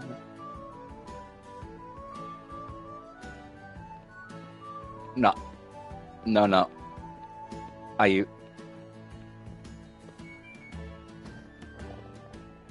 Okay.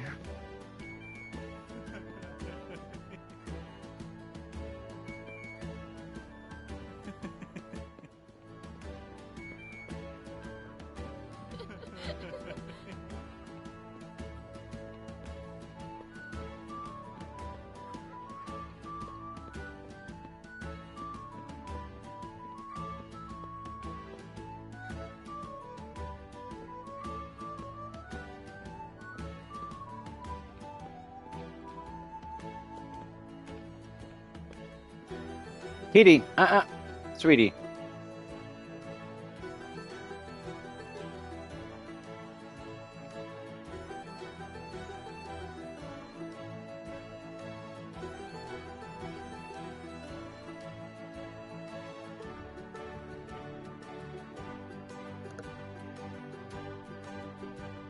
It's 9:55.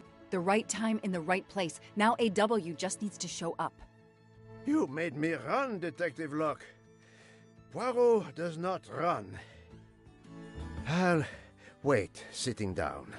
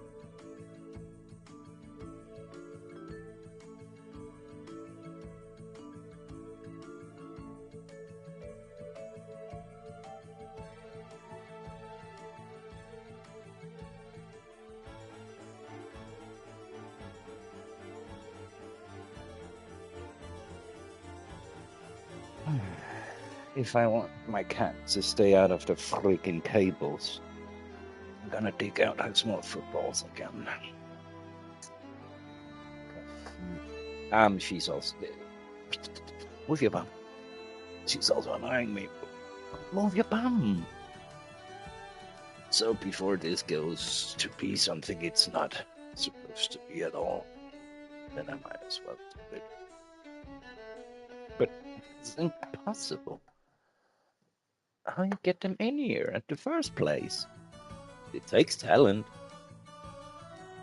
Oh, she's so happy she has them now. Was that all? And I'm using a feather thingy. Can you see? This horrible thing. But it's good for reaching hard to get places or to play with the cat, apparently. Kitty, I was playing a game. No? Bitty, bitty, bitty, bitty. Come here. Me.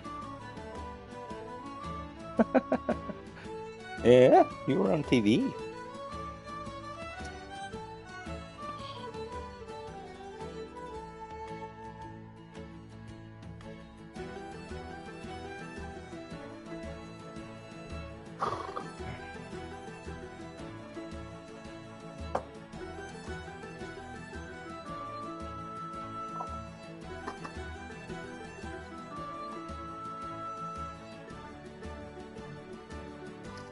Music is quite uplifting.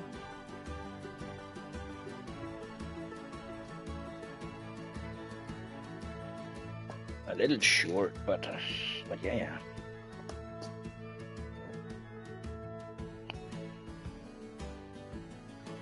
I'm using all the tactics I know for her to give me a little bit of peace. That's what it is.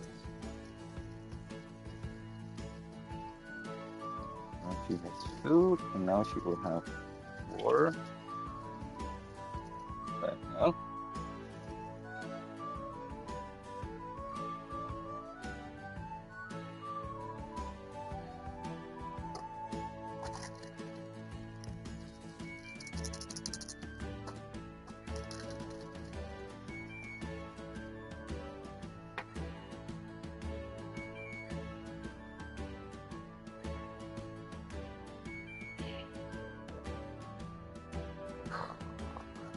Seriously.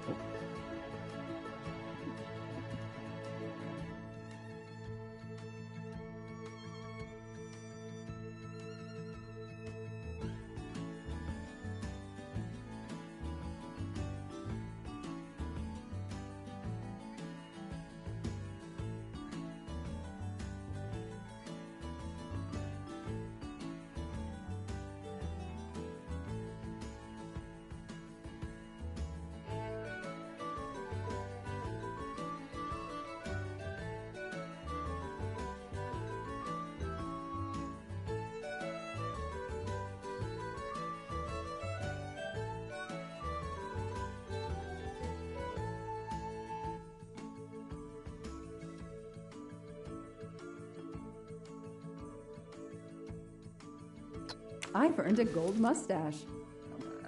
That you did.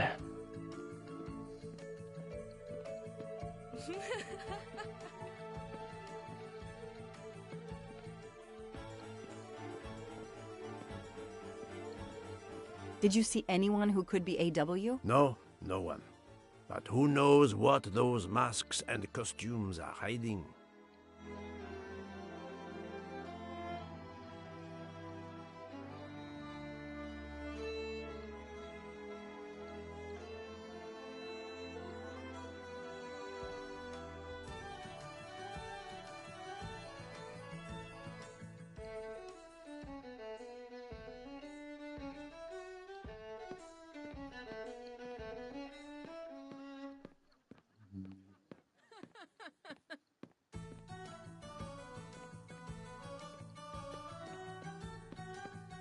That's a bad day to have your business shut.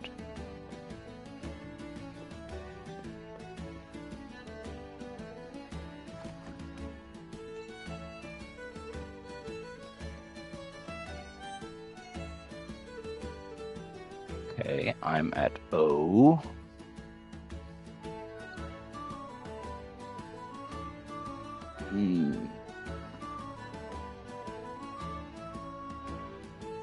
Stradina, Contrada.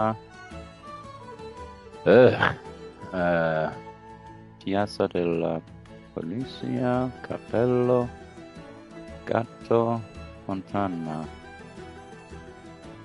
Fontana? Yeah, oh. Okay, so I'm at the Fountain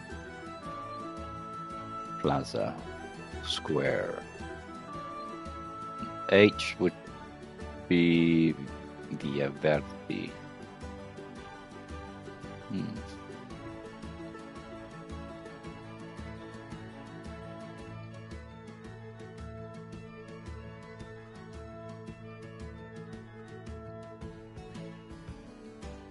Commercio dai Confiscatori. I don't know where to go.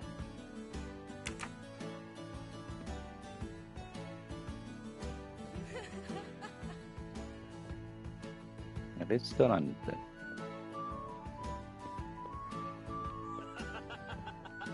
Kind of weird, all the shops are... Oh, more birds, more birds. We have an appointment, I believe? I don't think so. I've never met you.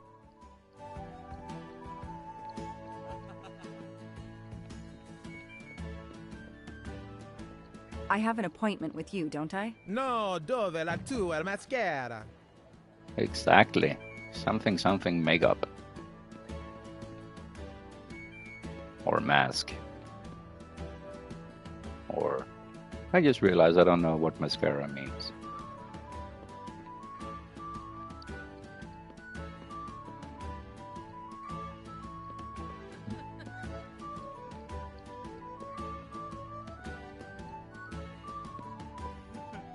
Where was that? Here.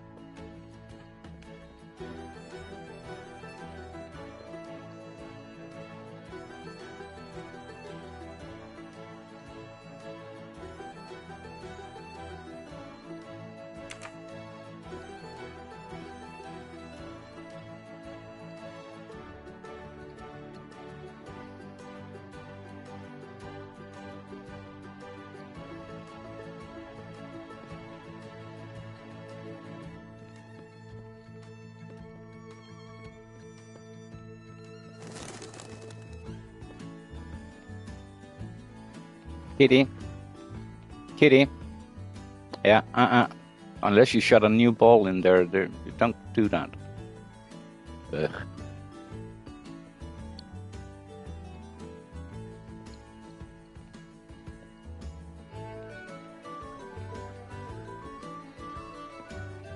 Let's see if I go over. Did you have an appointment here at the fountain? Yes, to party. Kitty?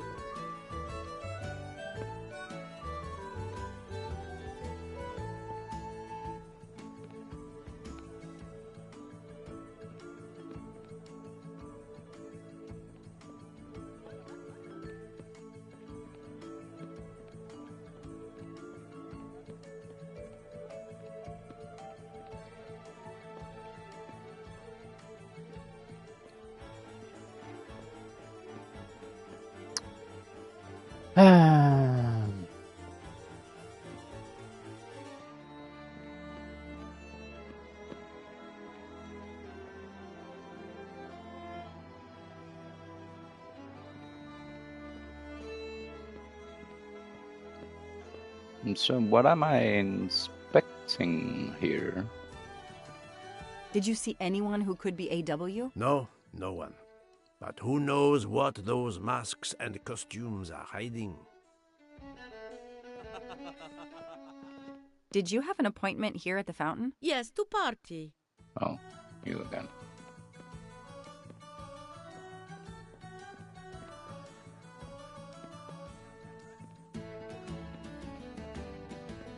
I have an appointment with you, Kitty? don't I? No, dove la tua maschera? Oh, that guy again. Mascara man.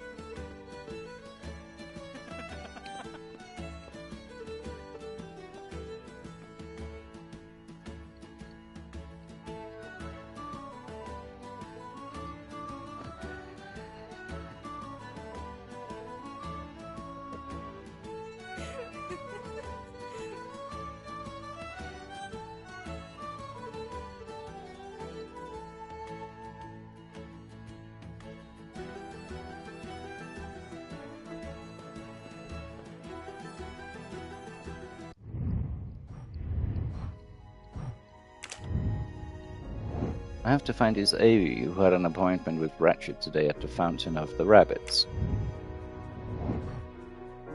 The Rabbit Fountain. La Fontana del Conigli means the Fountain of the Rabbits. It was Gabriel who translated. Okay, thank you, Gabriel. Because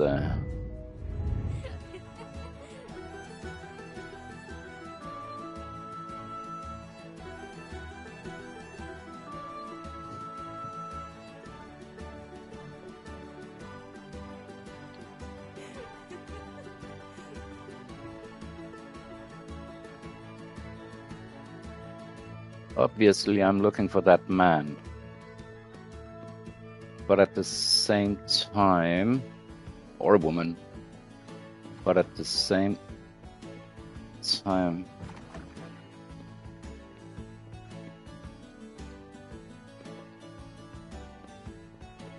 I also need the game to progress, and right now it feels like I'm locked in.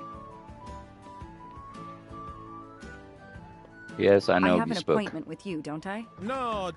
Mm-hmm. Ah, all right.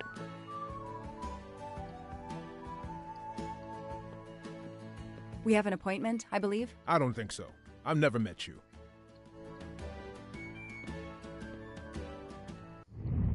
Am I missing something in the darkness? Grasping at straws here, but it might be ugly. Let's see. Yeah, it is ugly, but it will help for now. These mimes confuse me. No, wrong button. Wrong button. We have an appointment, I believe? I don't think so. Oh. How was I supposed to know that door looks like a... Well, looks like a door. Fancy BS, I didn't see that. I'm running around here.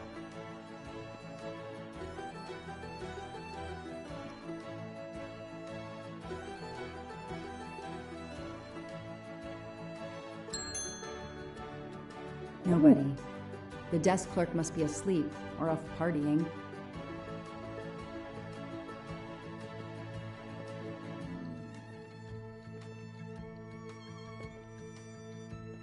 If there's no one to help me, they won't mind if I help myself.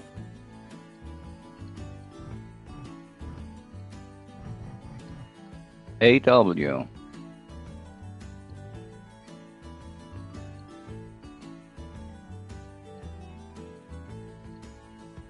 Aziz Wadi.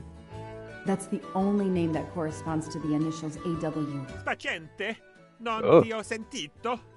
Posso aiutarla?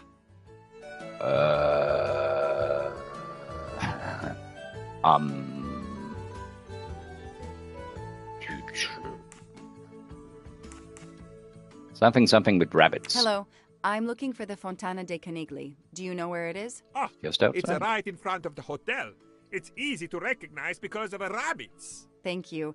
I had an appointment with someone, but I can't find him. I wondered if he might be staying in your hotel. I can't help you unless you give me the name.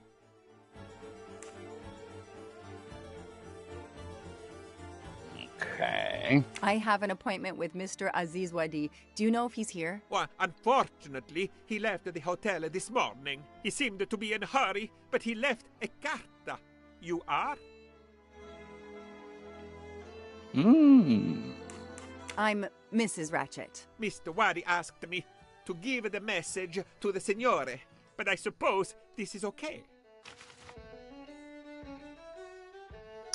I think I'm being watched. I changed our meeting place. Alice was sitting on the fountain. She glanced at the statue of the white rabbit. Suddenly, the beast hopped away. Alice followed it. Again, let Alice be your guide. After walking through a narrow alley and crossing a bridge, Alice came upon two men who were arguing over who had the tallest hat. Her feet led her back to the narrow alley and then to a small square where she found a cat drinking tea. the mischievous kitty ran into another alley. Alice chased after him. Breathless, Alice arrived in a large square kitty with a barracks for playing card soldiers. Out they came marching towards her. Alice ran and ran to the end of the quay. There, a large door with a gorgon's face on it demanded a secret code. The code that Alice had collected throughout her journey.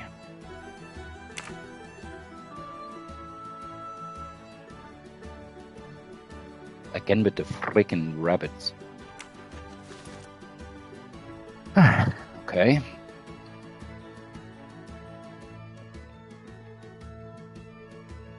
Whee! Hello, Kitty. You look happy with your tail. Can I, no. World's cutest trash can. I think it's a bin, right?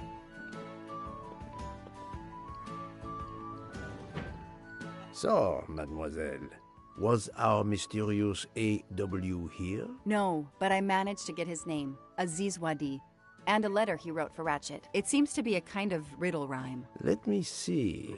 Riddle rhyme. Well, Ratchet and Mr. Wadi must love this book to refer to it so much. Yes, I think we have to search and find the tracks that this person left for Ratchet to find him. I think so. Lead the way, Mademoiselle Locke.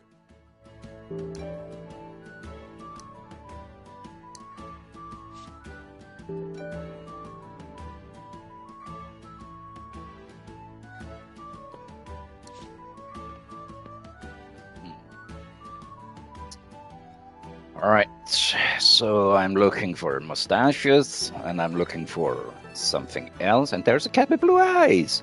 Oh, look at you! Look at me, look at me, look at me. I want a little bit scary. I took a screenshot. Maybe I can clear it up so it doesn't look like a small demon cat. Anyway.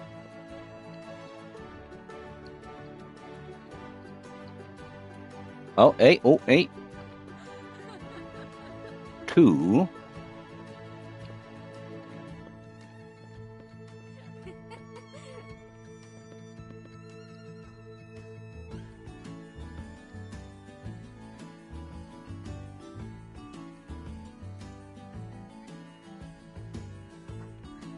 But I don't.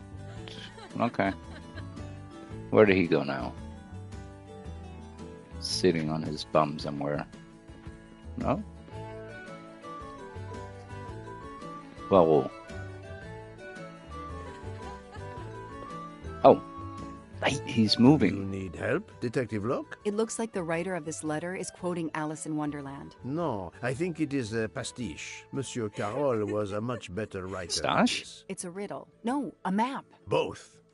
I think Mr. Wadi was worried their business might be known, and has given Ratchet directions to a new rendezvous point.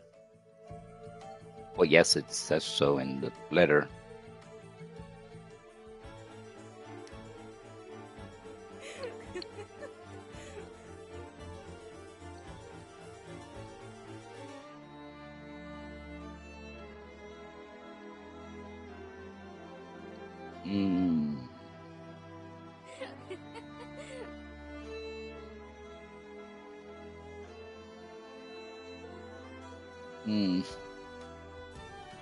It's the only number I have, or the only anything I have was next to a rabbit, right? Does this give away what else I am looking for, or... Mr. Wadi's letter mentions a rabbit. The rabbit fountain is an obvious starting point. I believe the letter refers to this place.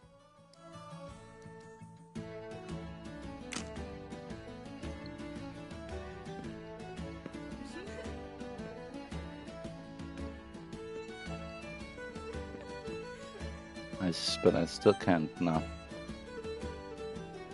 Well, don't move, you oaf.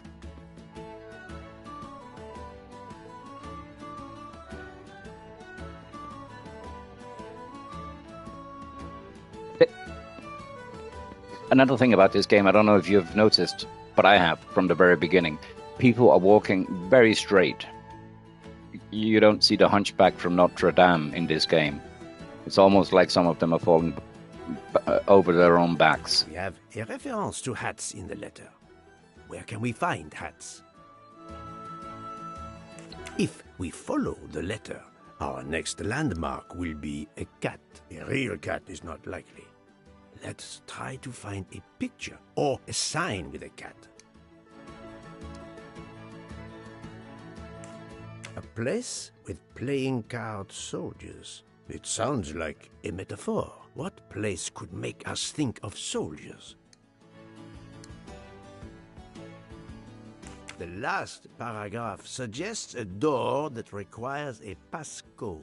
If I understand correctly, this code will be made up of numbers that we will find along the way. All right, so conveniently, rabbit is on top, so that is a 2. That's my...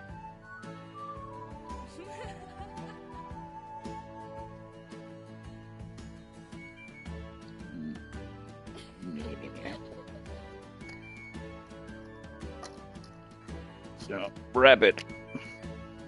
White rabbit. That's actually also a pretty cool song. Isn't that White Rabbit? White Rabbit 2. No, Kitty, don't eat the pen. I know it sounds like... I don't know. What do you think it sounds like?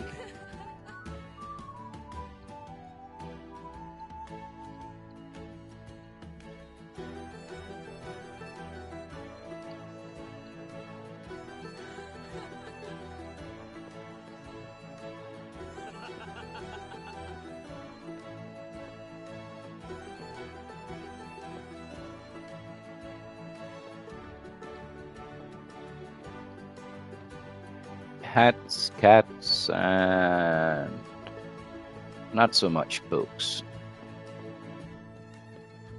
What else we got here? That's a restaurant. And a tobacconist. The hotel with the stupid door.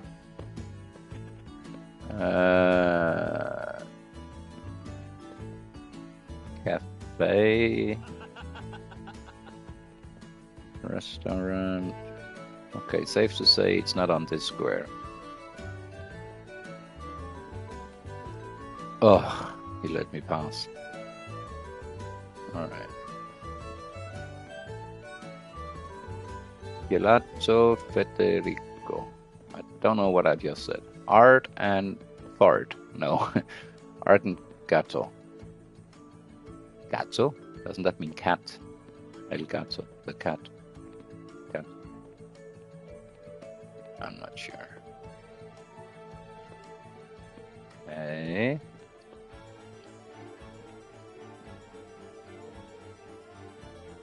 You said something.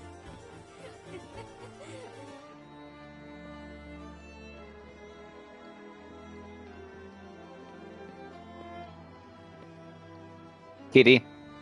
Kitty.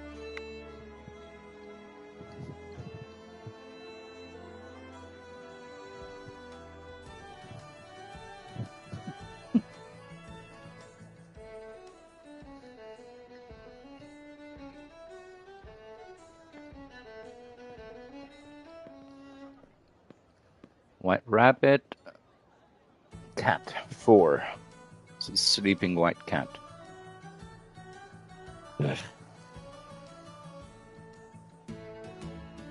Sleeping white cats 4.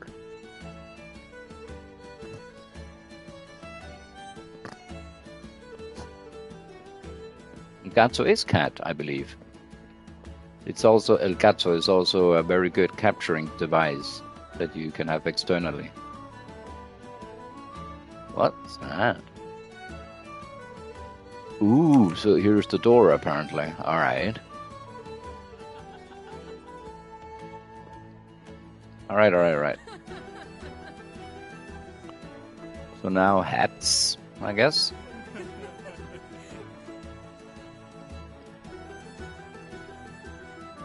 Kitty, be nice to my sweatshirt. Is she crying or standing up? No, I'm not going to say that.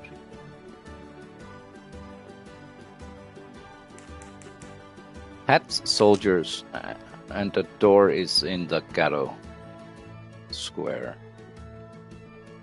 Hats and soldiers.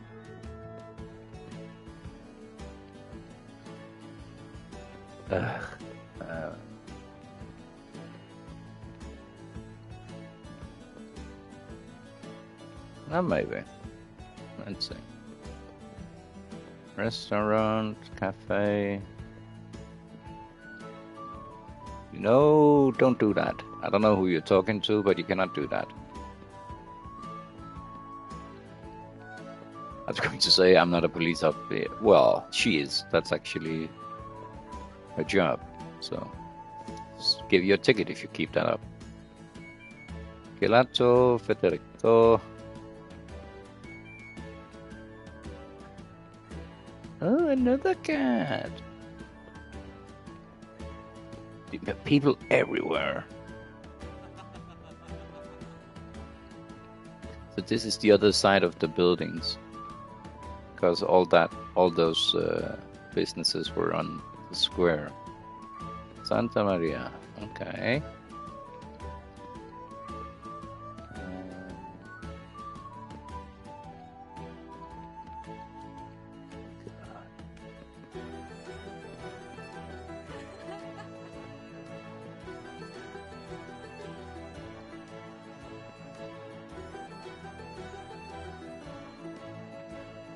Kidding me? What's going on here?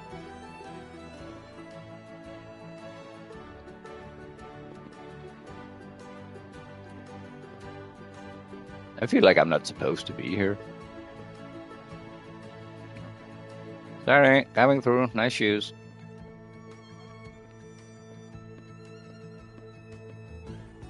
Okay, now we're back at the cat square. I call it cat square. Maybe cazzo means, I don't know, bear.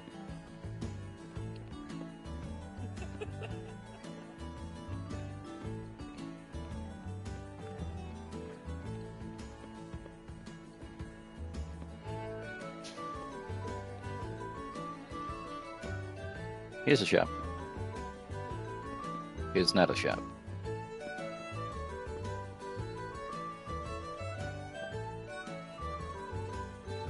Water fountain.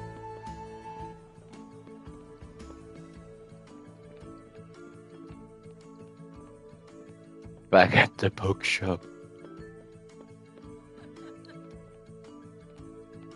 Okay, this square I know all too well.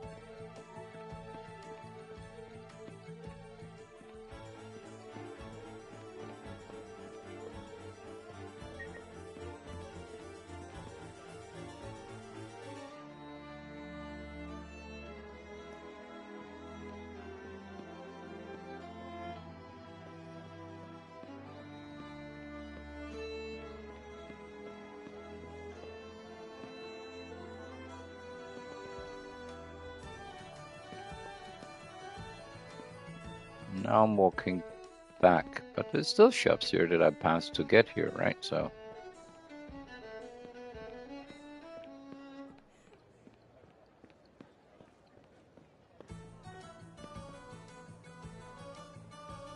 don't tell me it's on the other side. That would be weird, wouldn't it? Oh, he is standing there.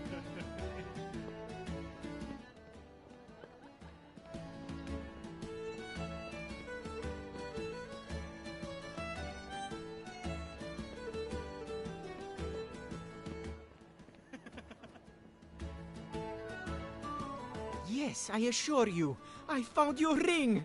Can you give me directions to the fountain again? You have to go along the quay on the left, then cross the bridge and you are there. You can't miss it. Oh no, Bella. That is just a customer. Calm down. Chiara, I'm sorry.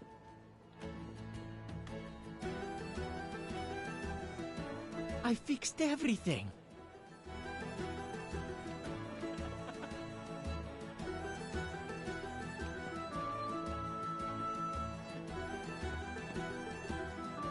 Or oh.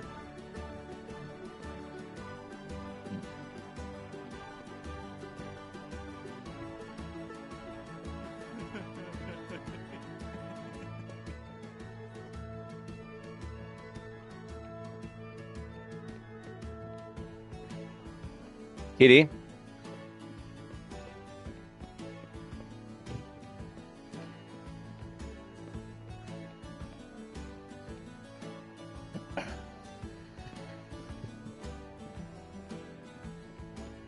Maybe I should go find one of those information boards again.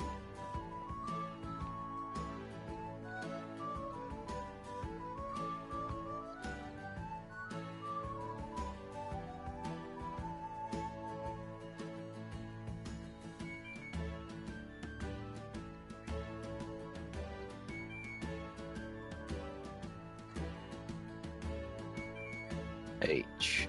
Via Verti.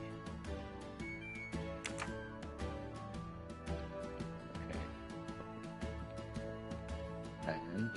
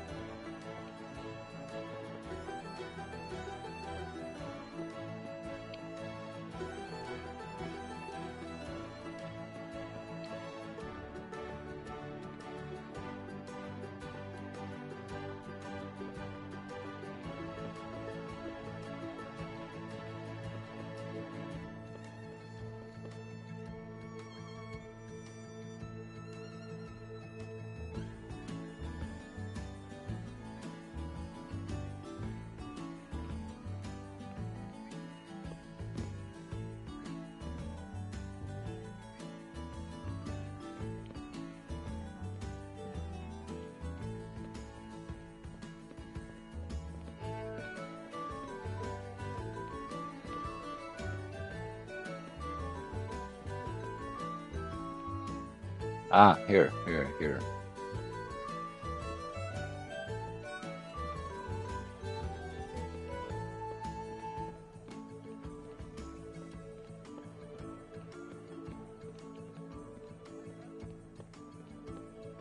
Here's a new area.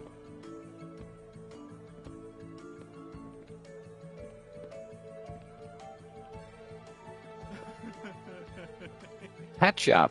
That looks like H.C. Anderson. Oh, it's a big old top hat. What are we looking at?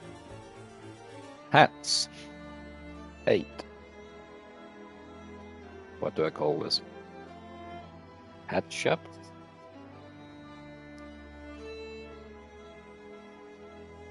Two, 4, 8. Would it be that the last one is 6?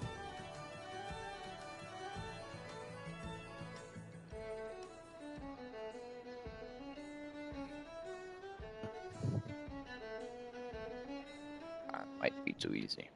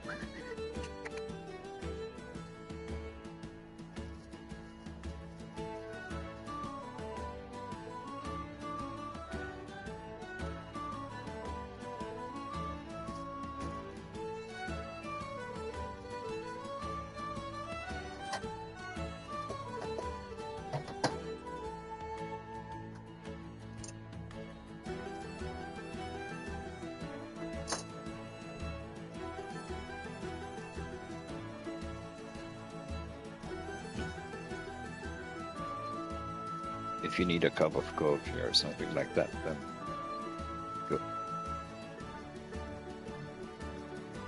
I will be 2 minutes.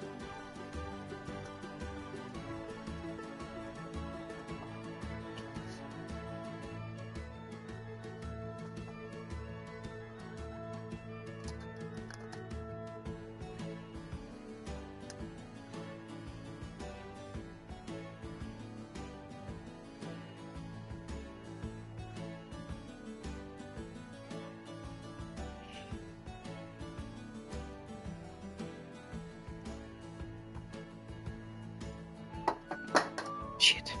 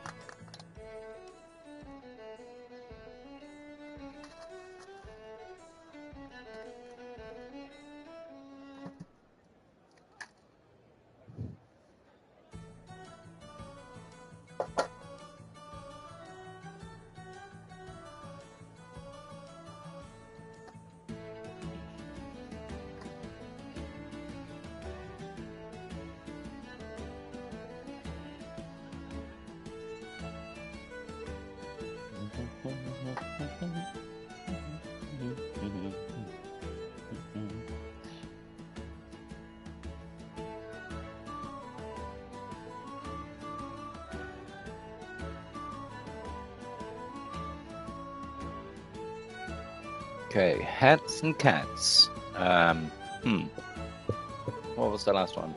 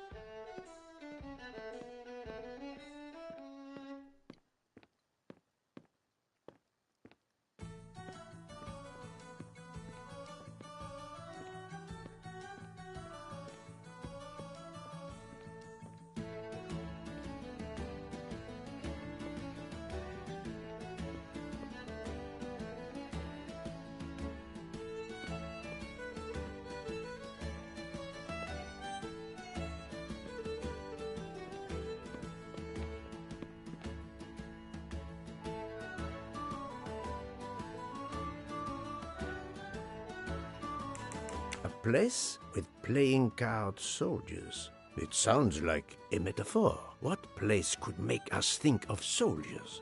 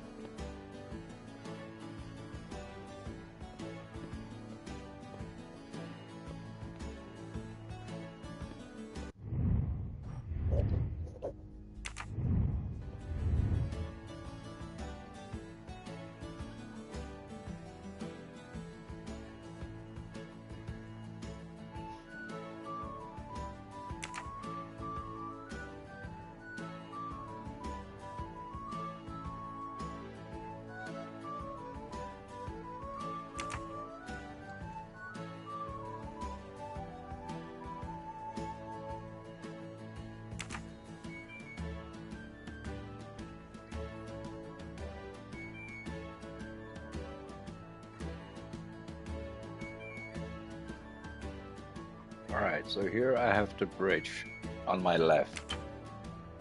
Right there.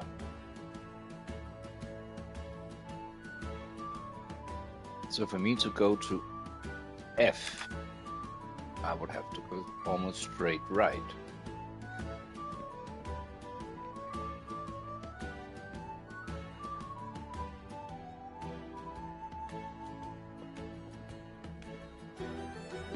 Go left, then go right.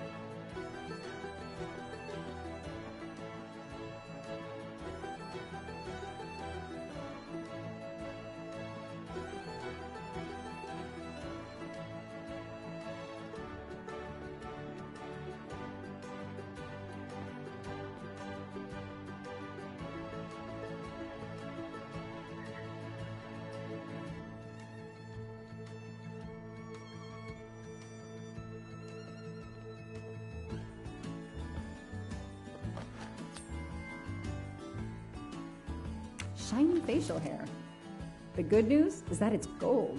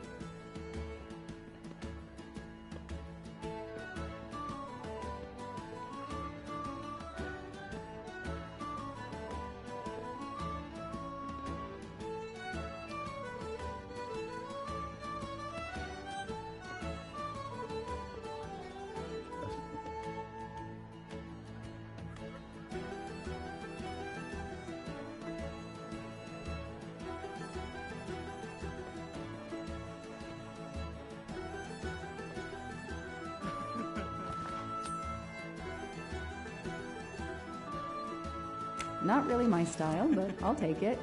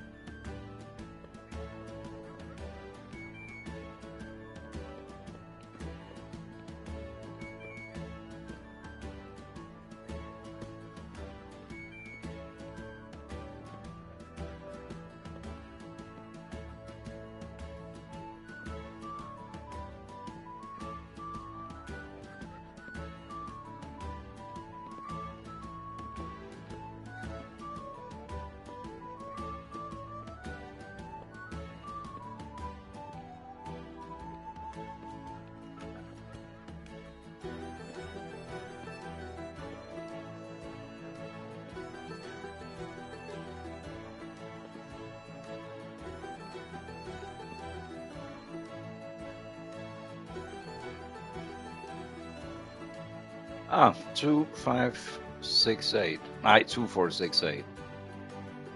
So police is 6.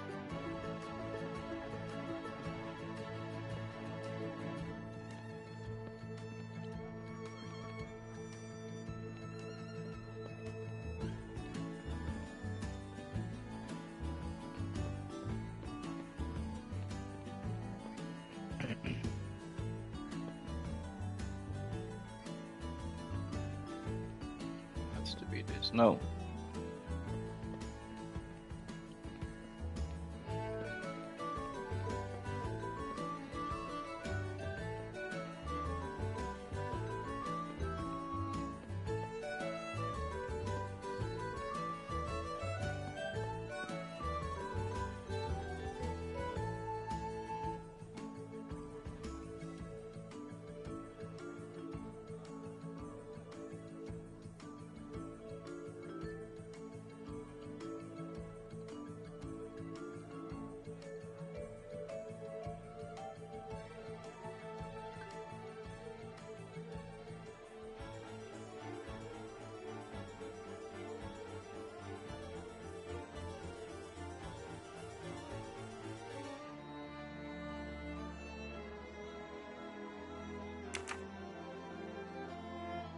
And 9.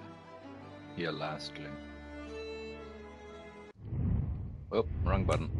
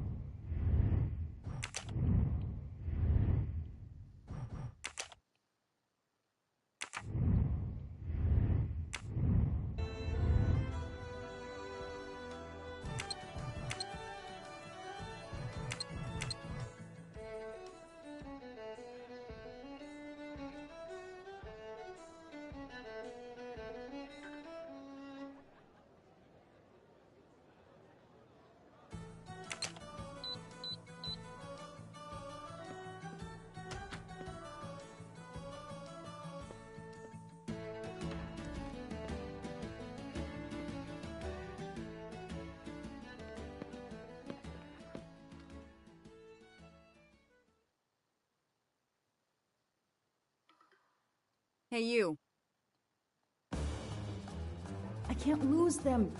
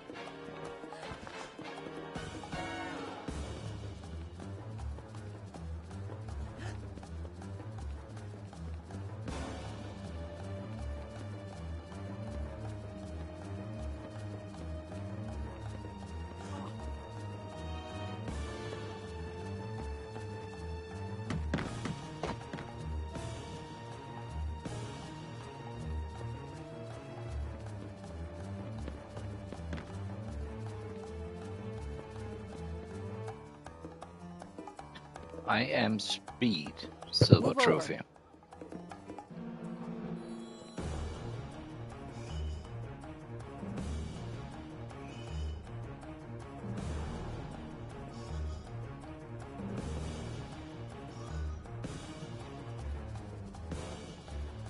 Too many!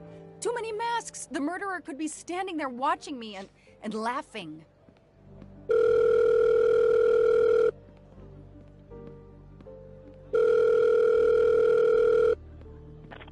Yes, Detective Locke? The murderer got away. I'm coming back, but it looked like he dropped something when he climbed the first wall. All right, I'll go and see. For my part, unfortunately, I could do nothing for the victim. He was already dead. I have already alerted the Italian authorities.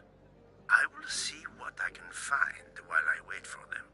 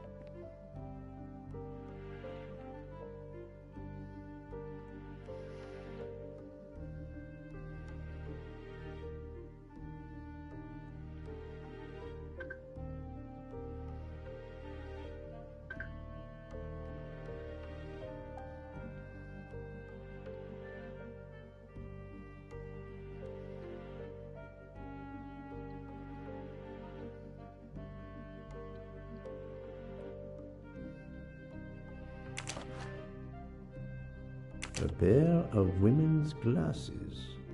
Was Ratchet planning a new identity? But that wouldn't work with a woman's glasses, because you would still have a bigger head. A pair of... No? I don't know. There must be several tens of thousands of dollars in this bag.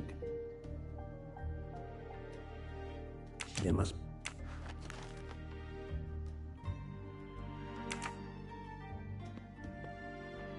The victim was stabbed. Apparently the method of choice in this case.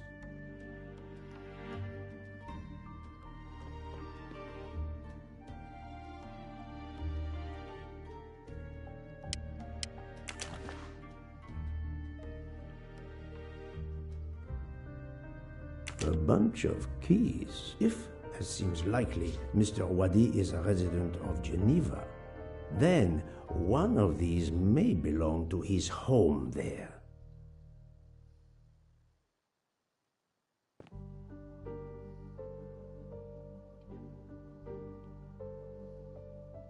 A bunch of various clothes in his suitcase. Mr. Waddy was obviously planning to leave this city.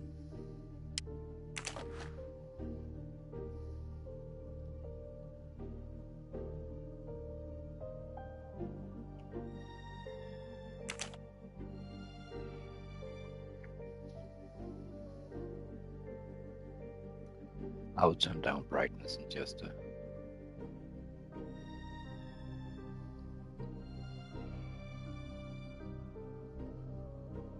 Mr. Waddy's Swiss passport. I'll see if I can find a match on the internet to confirm his identity.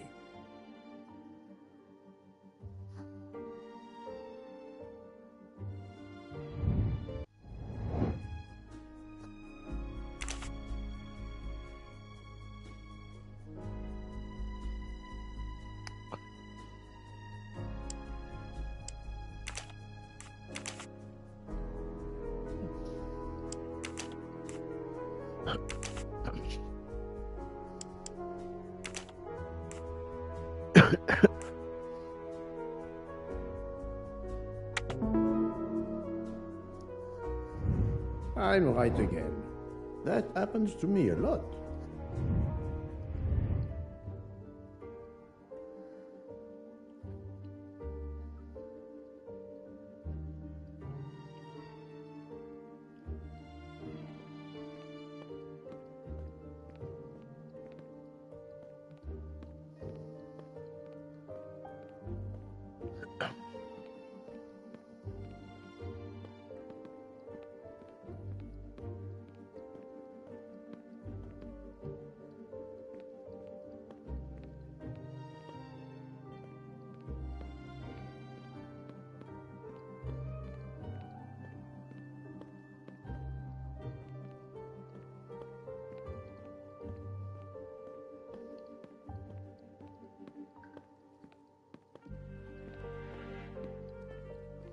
Kitty?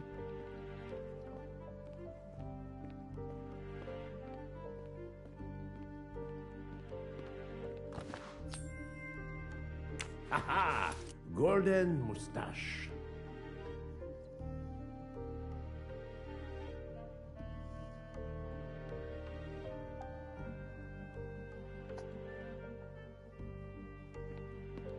Kitty?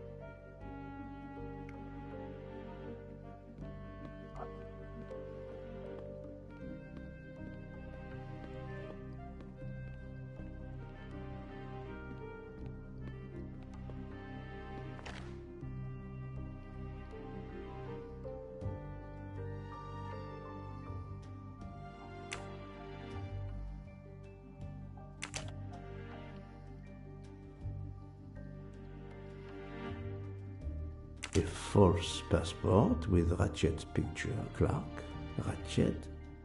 How many others? Now he will become Enrico Caldo. It appears Ratchet changed his identity as often as his socks.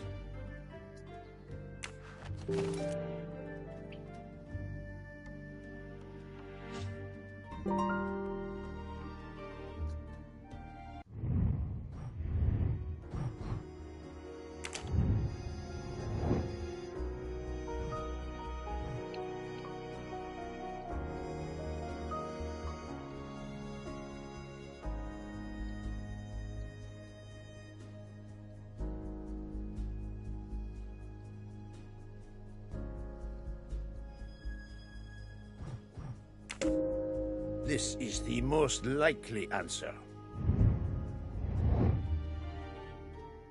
I'm sorry I couldn't catch the suspect, Mr. Poirot.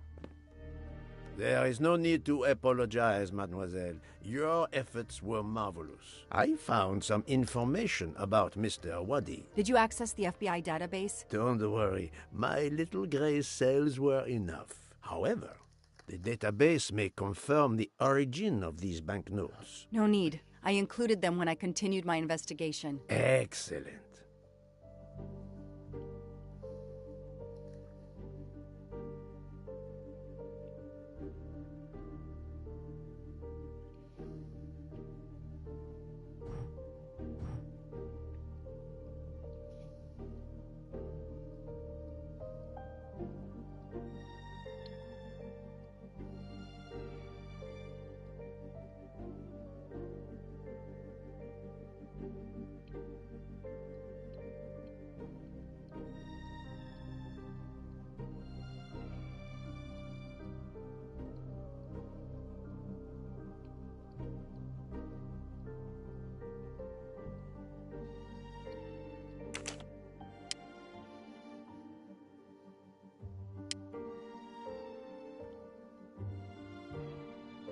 The detective gets it right.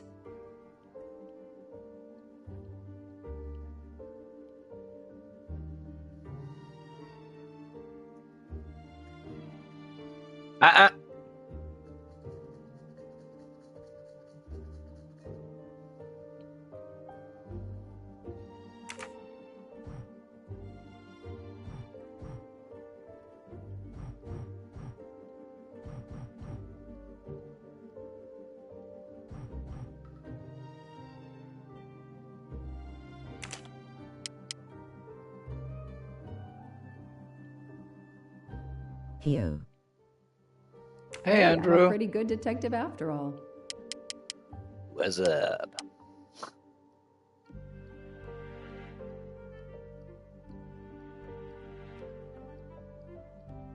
Score. Murder.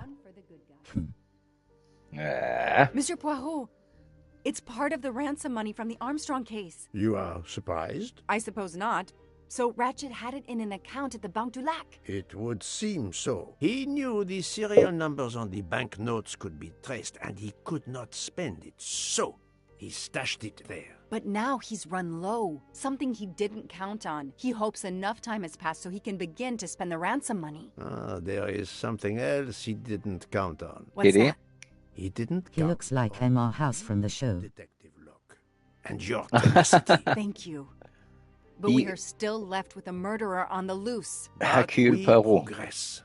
We know Mr. Wadi had an appointment with Ratchet. He had a bag full of money and a passport with Ratchet's photo, but a new name. What is your opinion about the passport?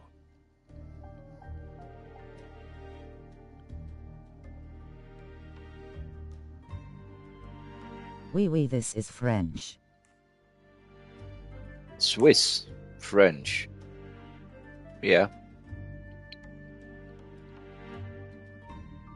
I discovered that he was arrested in Armenia for trafficking in stolen art and was supposed to be arraigned in January. Oh, Once nice. again, he changed his identity and vanished. You are correct, mademoiselle. He also told me that he was threatened, and that threatening letter we found in his room was real. He had to disappear once again.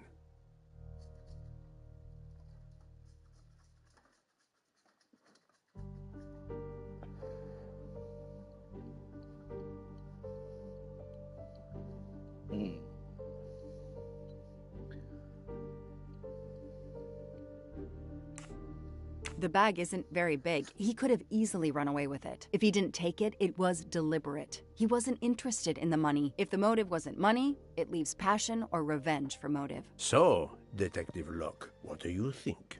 Passion or revenge?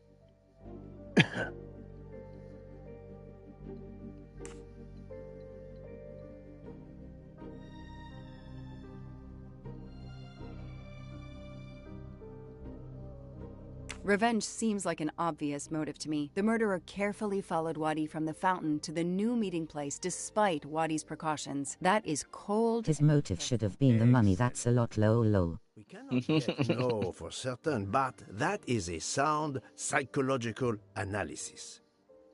We have an idea of the motive. It is the same motive as that of our 12 would-be murderers on the train. But we still must know who was under that mask.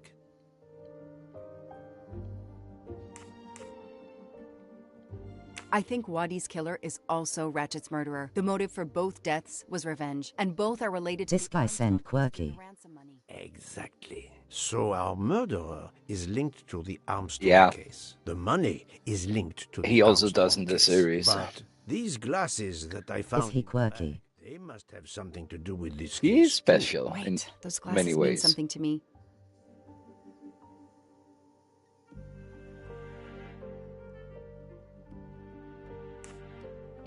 Wait, I know. I've seen these. They belong to Suzanne Moreau, little Daisy's nurse. I remember seeing them in her bedroom, but they were gone the day she died. I remember the press saying that the nurse had committed suicide. I've always believed otherwise, and the glasses are proof that she was killed by Ratchet or his accomplice. He took those glasses. I always had a gut feeling, but now Mr. Poirot, now I have proof Suzanne was innocent. Yes, you do.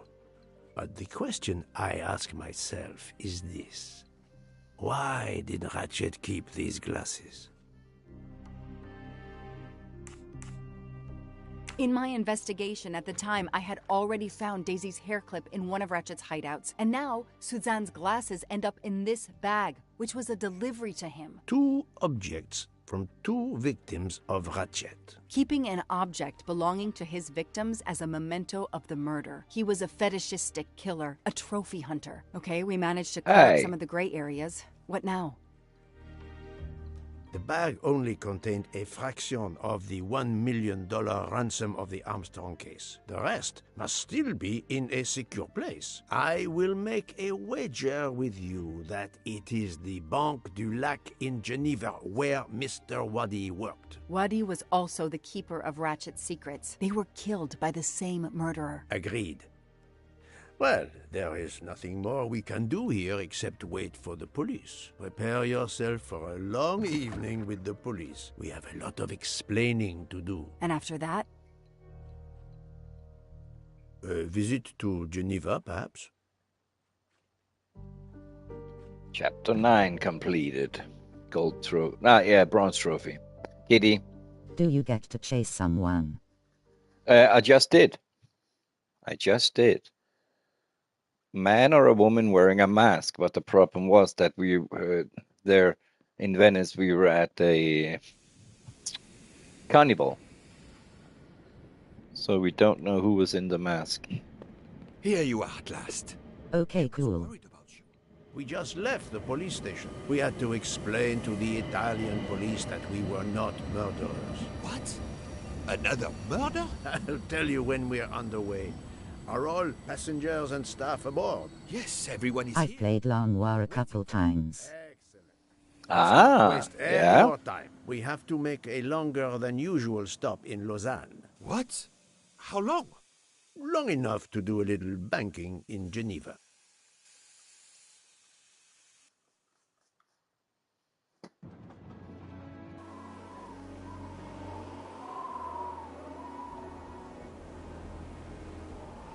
Back on the train. At least this time it's moving. But this is madness. A 13th murderer of Ratchet? Mon ami, he was not well liked. But Monsieur Michel would have seen anyone enter Ratchet's compartment. And there were another 10 people milling about, taking their turn at stabbing him. How could they not notice an uninvited killer?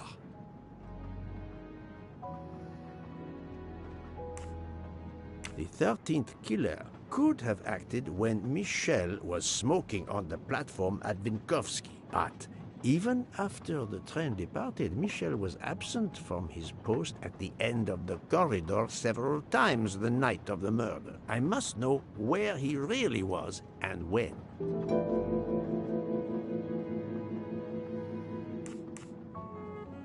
Yes, he most certainly returned to the train. How can you be sure? That's a wild murder scene, 13 killers, Yuix. Continue, Detective Locke. That was a body. Kitty. A body on the train that was stabbed. First, it was 12 times.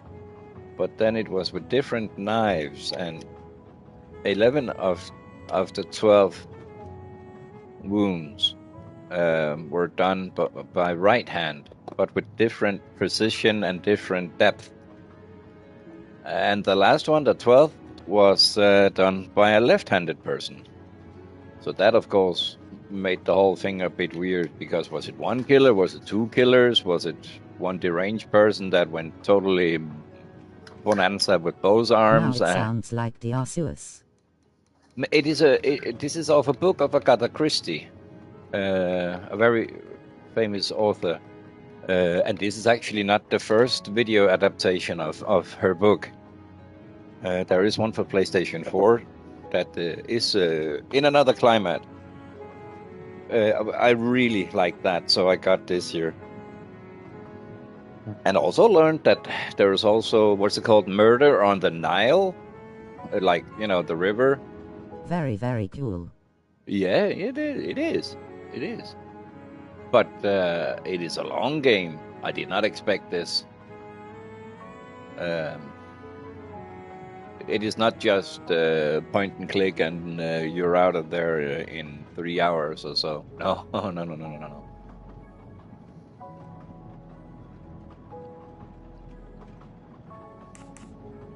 All the passengers and crew are still aboard. If the killer of Mr. Wadi had remained in Venice, we would have noticed right away that someone was missing, and we could have alerted the authorities. I promise you, I made certain everyone was aboard before we embarked. Book, calm yourself. Can we go back to the murder of Caesar and not the guy from Fallout LOL JK?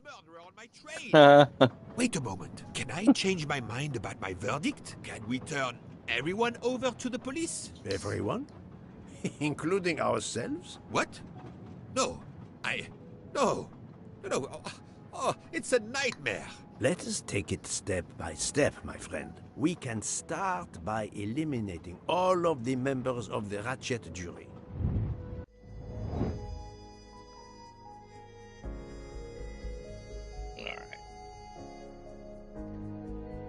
Who are the 12 people who were both Ratchet's jury and executioner?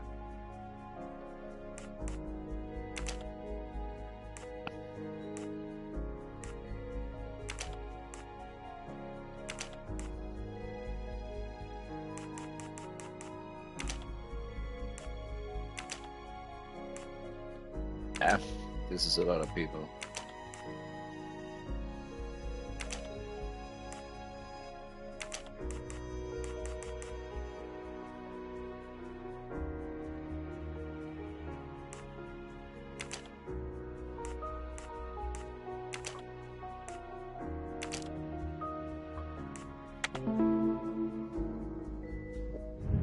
My little gray cells did not let me down. If we eliminate the 12 jurors, we are left with 7 additional suspects. 7? It's still too many. I agree. We must reduce our list. Excuse my impatience, Poirot. It's as if my beautiful train is cursed. Can you exonerate any of the 7?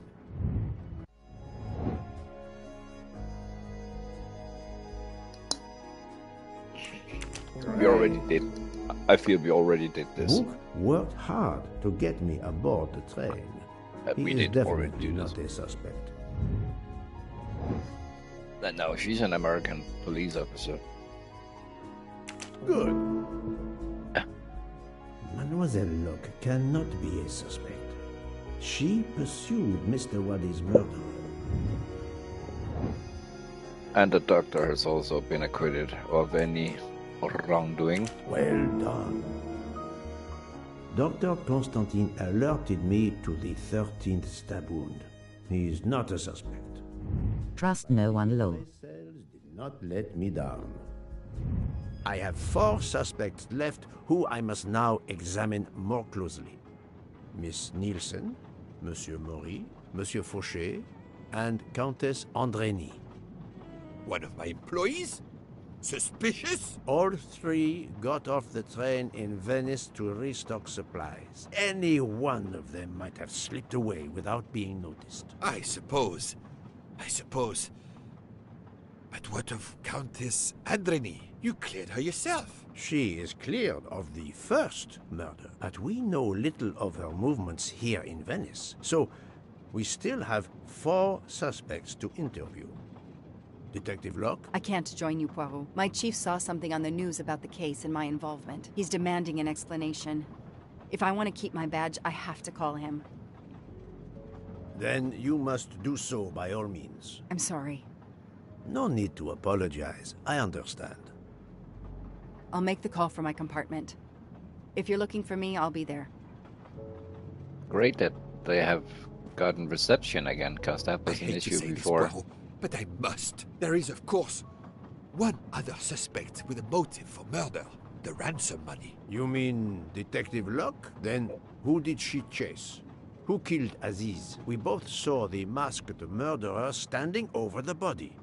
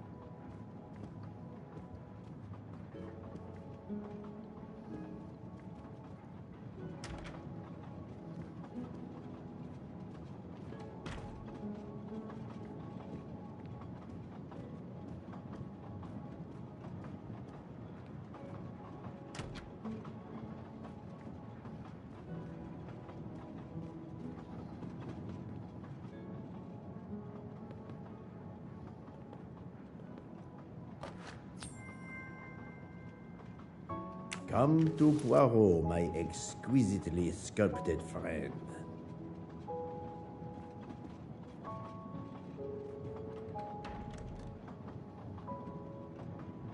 Doctor, I need to question Countess Andrény. I'm afraid that won't be possible, Mr. Poirot. The Countess had an anxiety attack when we arrived in Venice. She was terrified the police would come for her and her husband, despite how you concluded your investigation. I had to give her a sedative.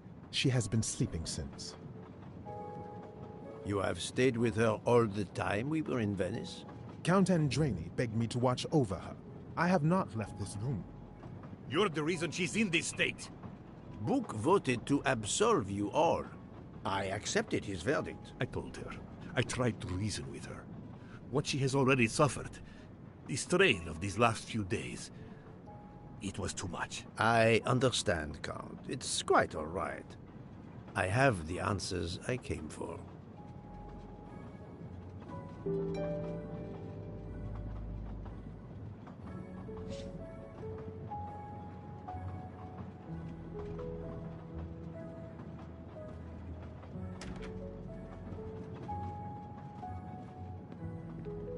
Ah, Michel, I have a few more questions to ask you, if you will allow me. Anything, Monsieur Poirot. We are in your debt.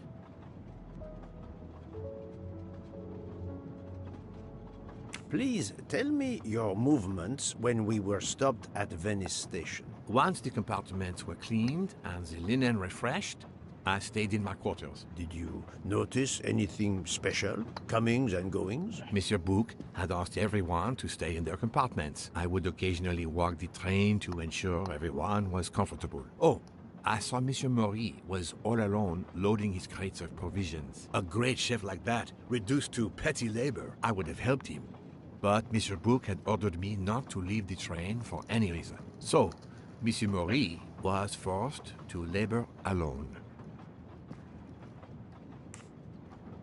Let us review the actual timeline of the night of Ratchet's murder, not the one manufactured to hide your crime. I left the train in Minkowski for a smoke. Then I resumed my post. That was the truth. The train departed on schedule. But then, of course, an avalanche of snow blocked the tracks. At 12:45, Madame Hubbard and I met in her compartment to discuss how to adapt our plan. Due to the snow and Poirot. The little play we had staged for you had to be rewritten. I left her compartment at approximately 1:15. Then the curtain went up. Calls in the night, the red kimono, all for my benefit. And all for nothing, as it turned out. Do not blame yourself, Michel. I am the theater critic no playwright wants to see in the audience.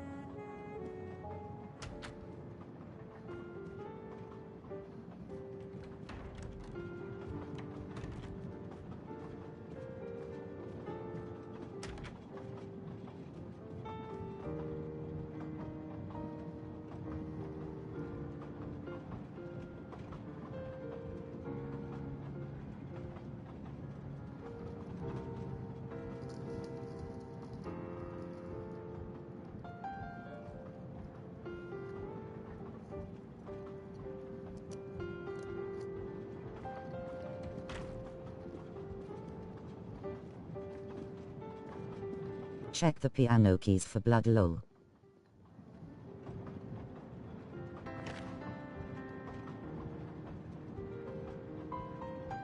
None of these come close to the wounds on either body.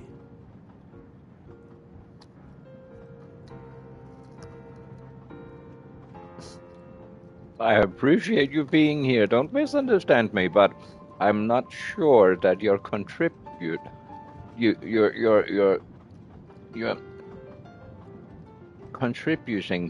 to actually solving. Well, and then again,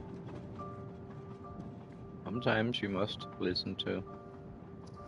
You play Yes, well. yes, I'm joking, lol. Thank you. Me too. Many years of piano lessons thanks to my mother. I try to play in a few clubs in Paris when I get the chance, but as you can see, it hasn't made me rich.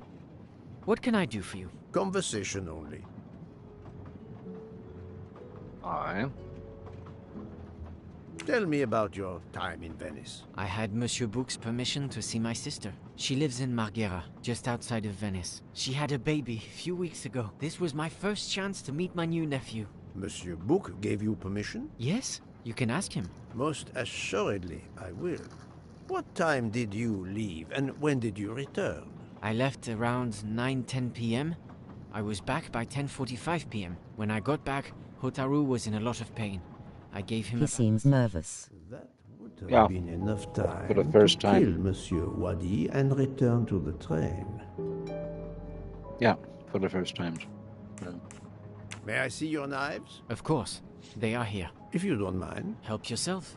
They are under the bar counter. Tell me again about your poker game the night of the murder. It's a regular game to help relax after a long day. Let's see, we started Frightened at lol. 11 p.m. We took a short break in Vinkovsky. Hotaru, Pierre, and I. The game finished up around 2 a.m. We'd all had quite a bit to drink. Ah, yes. I left for about 10 minutes to refrigerate champagne for the next day. That must have been around 1 a.m.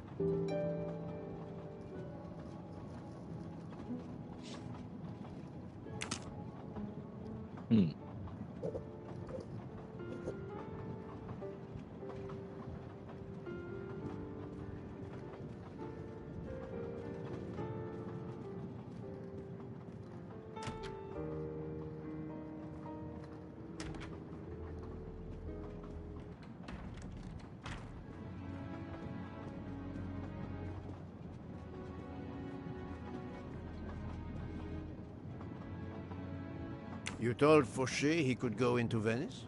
Did you tip him?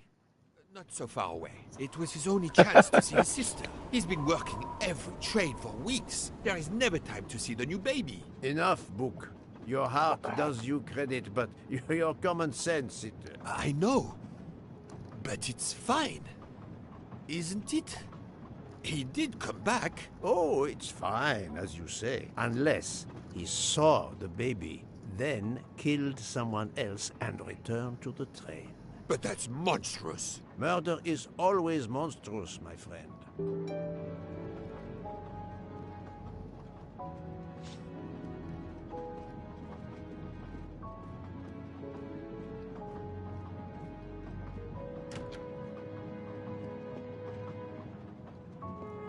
Good evening, Monsieur Maury. May I have a moment of your time? I have a few questions to ask you. Of course, as long as you don't mind if dinner is ruined. I promise to be as brief as possible.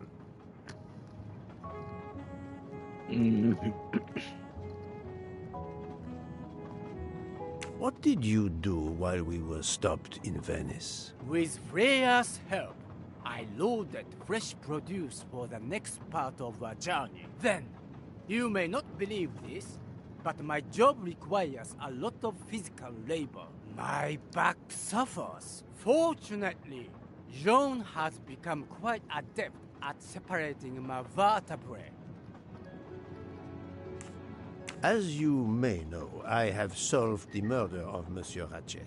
That is a shame. I beg your pardon? The bastard sent my steak tartar back, telling John I was to burn it. I will Definitely look at his knives. One wound on Monsieur Ratchet's body was struck by a very sharp, thin-bladed knife. We haven't found it yet. You think one of mine was used? I'd like to have a look, if you don't mind. In that drawer. An impressive set of knives.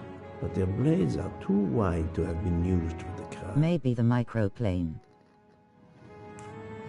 Tell me about your poker game the night of the murder. We started around 11 p.m. When John finished his shift. We played until around 2 a.m.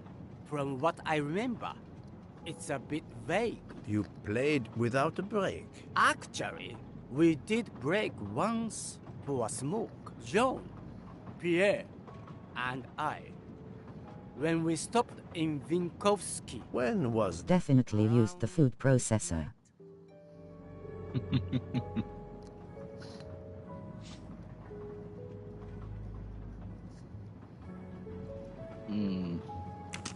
No more.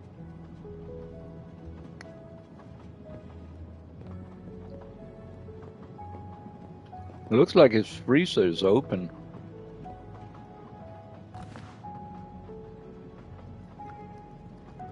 Saffron. It must be worth a small fortune.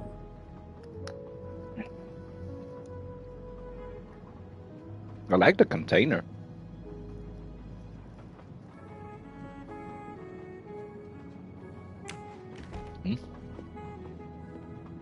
He couldn't fit the body all the way in the freezer. Yeah, that's another thing. They just stabbed his body. Well, it wasn't even 12 times, it was 13 times. Which is why there is still one suspect on the train that hasn't been identified. But yeah, stabbing a body 13 different times by 13 different people. Well, at least 12 different people. And then just leaving the body there to I don't know what to say.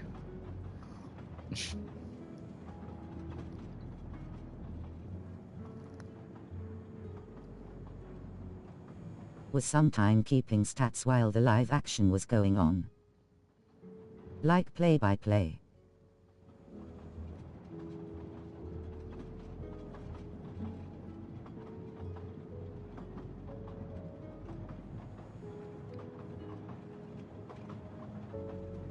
Someone. I'm looking for clues, but I see none.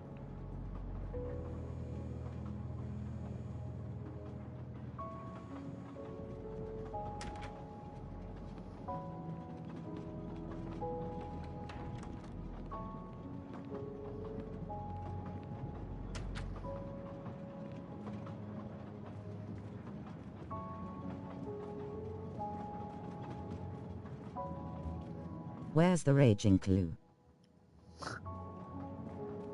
Here's something. The box is secured by some sort of locking mechanism. The design is formed by 3 commas. What is the word in Japanese? Tamoe. And it's obviously missing a piece.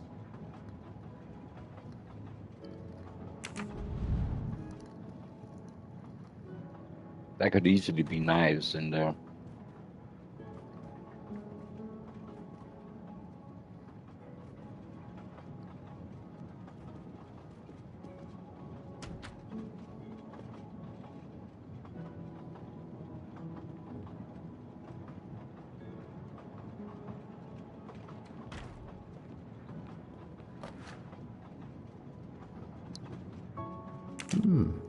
A black feather. That reminds me of something.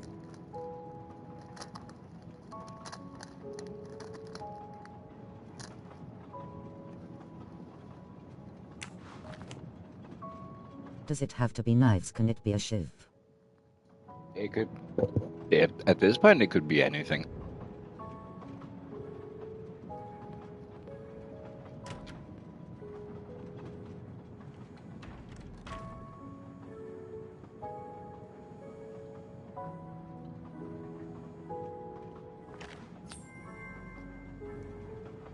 Another delightful trophy for my collection.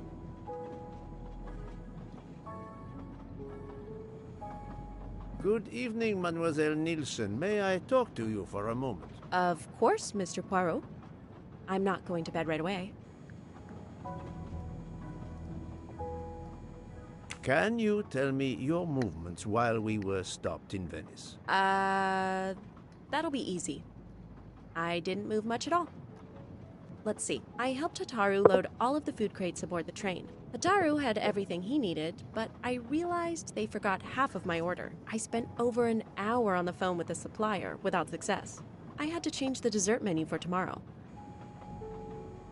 Dr. Constantine found a stab wound on Ratchet's body that was caused by a much thinner and sharper blade than the others. Possibly a chef's knife? My thought, precisely. And you'd like to see my knives? If you wouldn't mind. I would gladly show you if I had any, but I don't. I use the regular kitchen knives. You may search if you don't believe me. I see. All the knives the staff use are in the kitchen or in the lounge, except... Except? Hotaru prefers to use his own.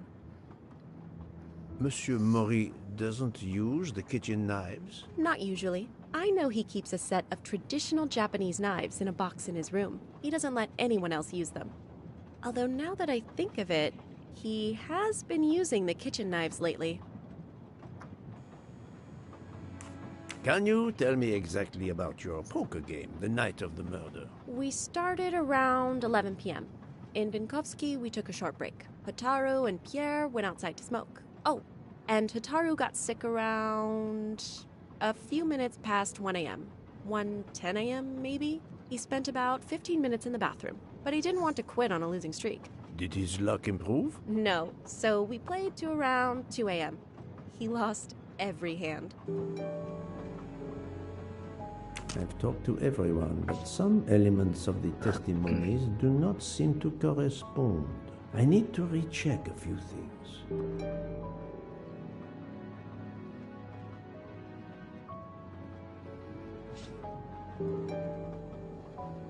Something about her not going out to smoke seems to be important. He says she didn't.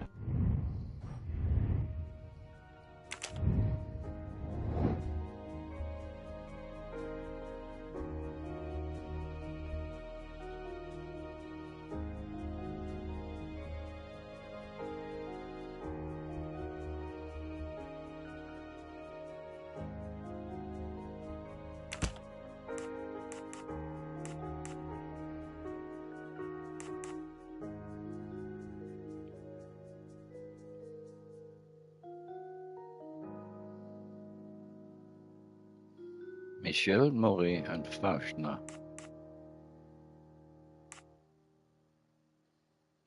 Went out for smoke. It's that on their stop or while the train is moving. It was at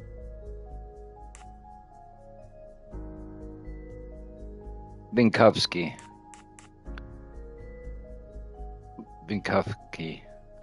So when the train was stopped.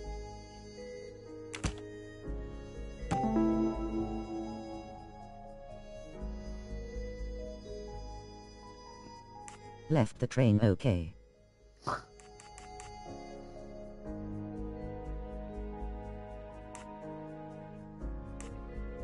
Mr. Michel entered Miss Hubbard's room at 12:45.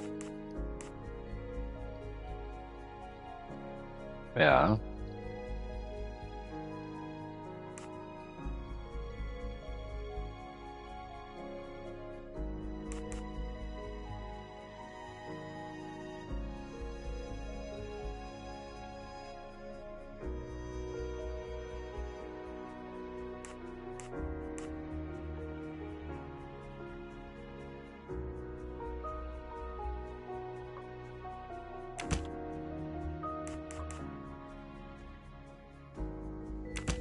Very weird time for that dude to get sick. Yeah, but it's... Yeah.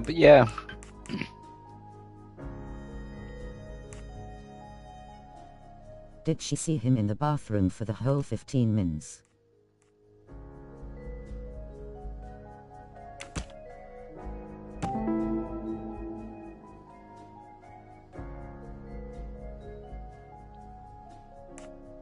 Any of the three staff members had the opportunity to kill Ratchet when Monsieur Michel wasn't watching the hallway.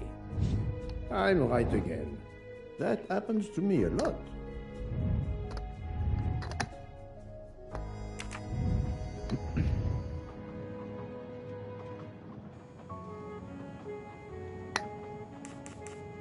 Remind me of what you did when the train stopped in Venice. No problem. I helped Hotaru load all of the food crates aboard the train. Hotaru had everything he needed, but I realized they forgot half of my order. I spent over an hour on the phone with the supplier, without success. I had to change the dessert menu for tomorrow.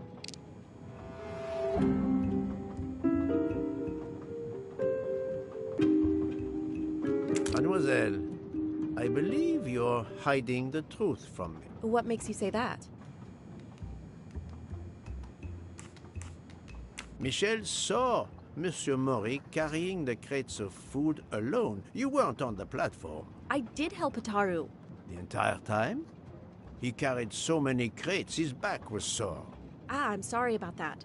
Okay, I'm guilty. I did leave him before we were finished, but I had to. There was no saffron he needed for a recipe. I volunteered to go into Venice and get him some. The Rialto market would be open late because of the carnival. He gave me money. I knew we weren't supposed to leave the train, but I only wanted to help. Mr. Mori can confirm this. Ask him. I saved dinner.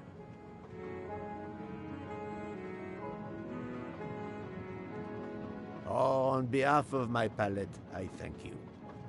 How long were you gone? Saffron is expensive. 10 p.m. and was back with the saffron around 11. I That's don't when even called really the know what supplier for it's the items I was missing. I don't even really know what it's used for.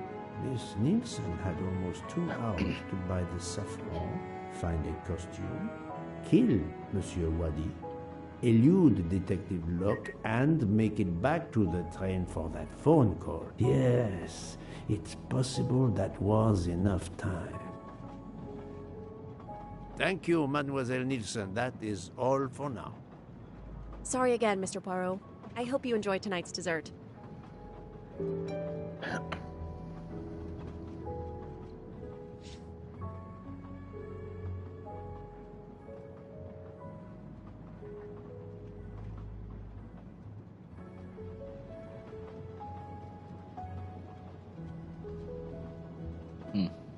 Right.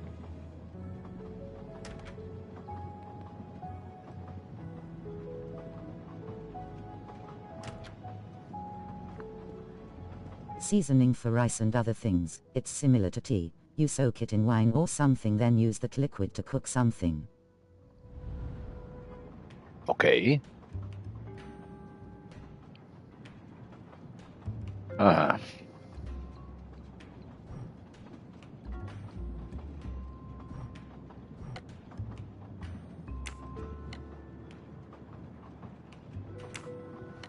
What are we doing here?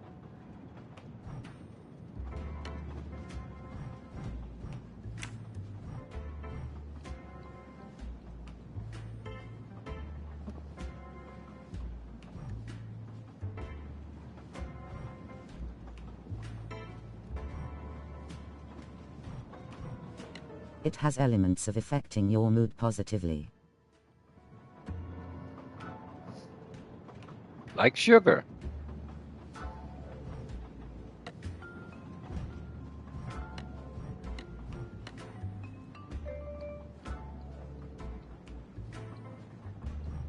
Natural feel-good food.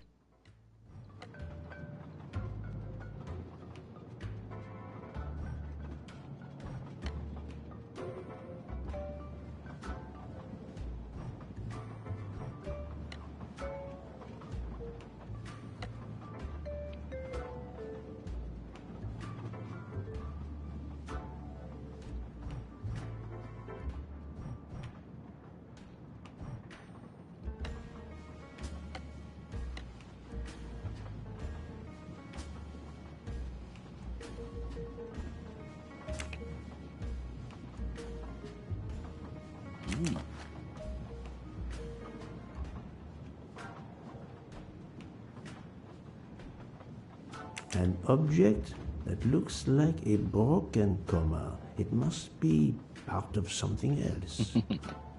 So now, maybe now you see how the game repeats itself, kinda.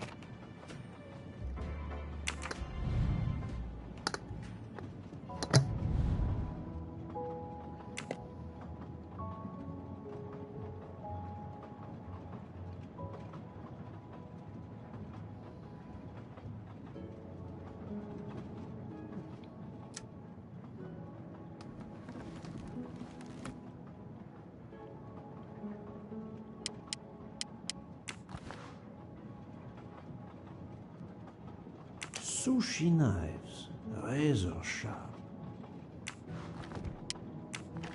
I think it's the last one, or second to last. Where's the owner of the room? Just gone. No, that's the head chef, the man in the kitchen. Sushi knives, razor sharp.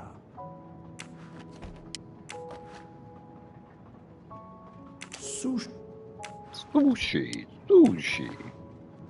This year or the last one? Colteria Venezia. That's from Italy. Sushi.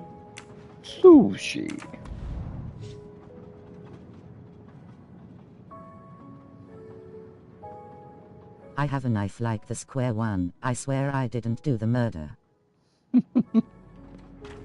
What's it used for? Well, yeah, Poirot, he said sushi, but a big, chunky knife like that?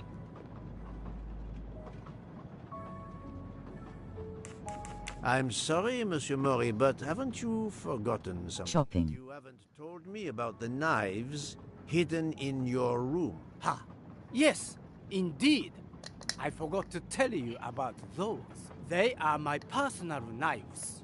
I only use these knives. There are none better. I bought them all in Japan. No one is allowed to touch them. Not all of them. Except me.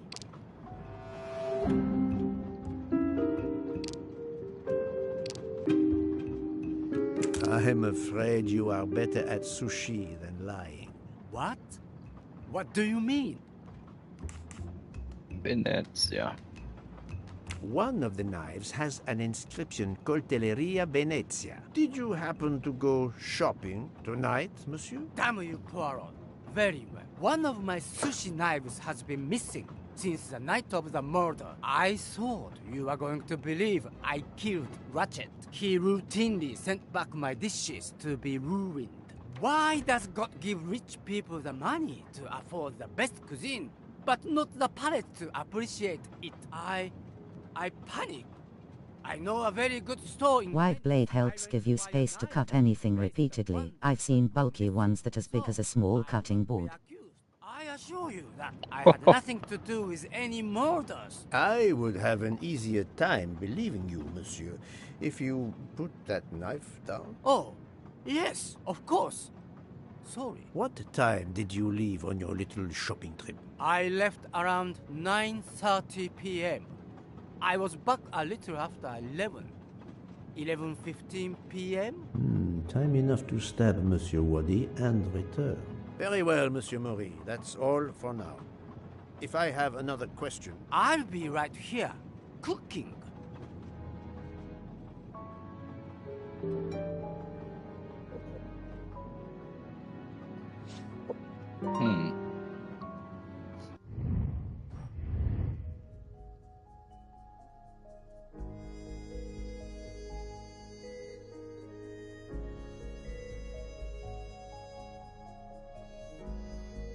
Can he put down the knife before talking to us Yuiks?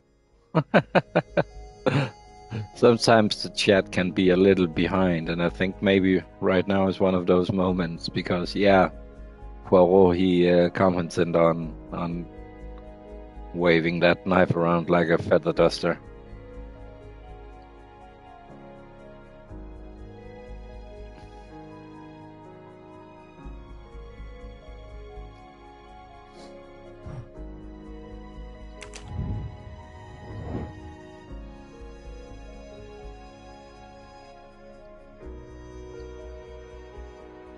Well, that would be Miss Nilsson, I believe, right? Lol, true to chef habits though. Mrs. Andorini. She was out with sleeping medicine. So realistic. She got from the doctor. Miss Nilsson, she doesn't have an alibi as it is right now. Mr. Mori was restocking the train with food supplies. And Bauscher, what was he doing?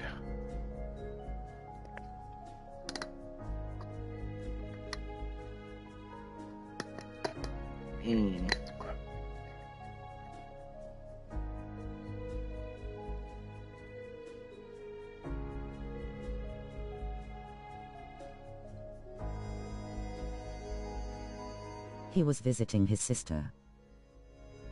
Right. Which is not much of an alibi.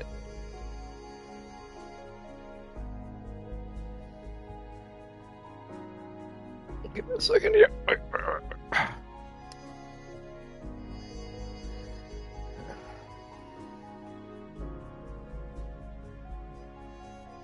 Can you find his sister? No, I don't JK. have.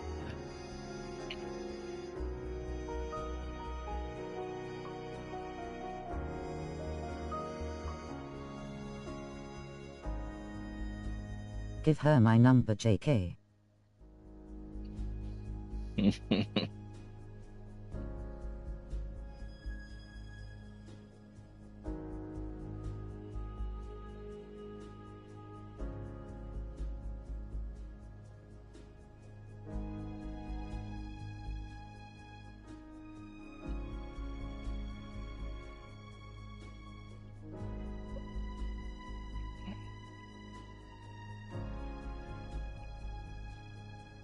I'm taking Lady Chef.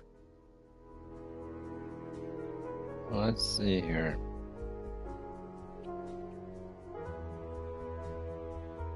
She seems panicked when she was talking to you. Yeah.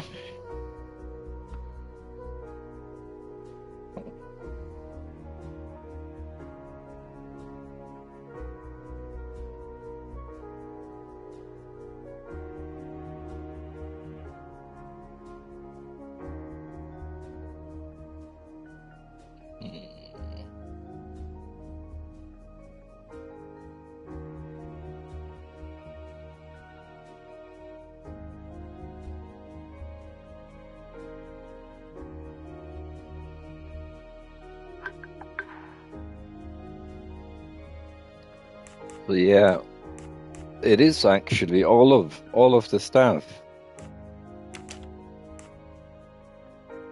It's not only one, because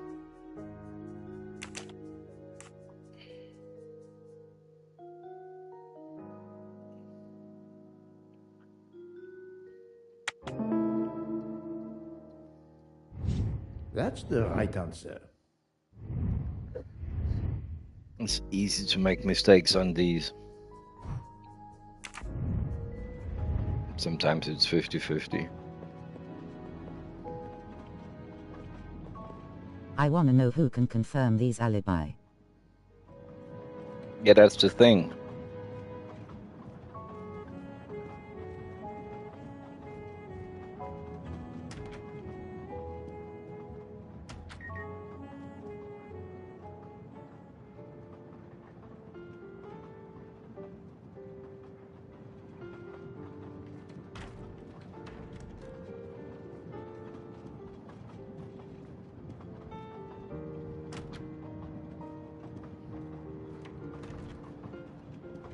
Does the chef an invoice of the food he unloaded and loaded? Well, it should be somewhere, I suppose. That must be, because how would the woman helping him, how would she know that half of the ingredients were not present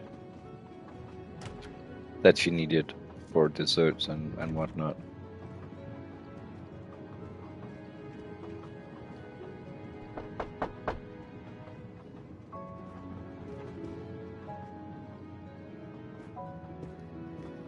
What have you been doing, Poirot?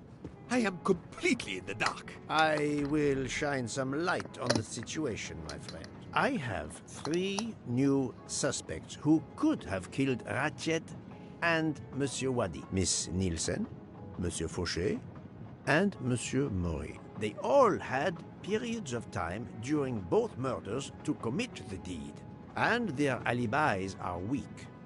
A visit to family, and not 1, but 2 shopping trips. But... all are my employees. Alas, yes, my dear book.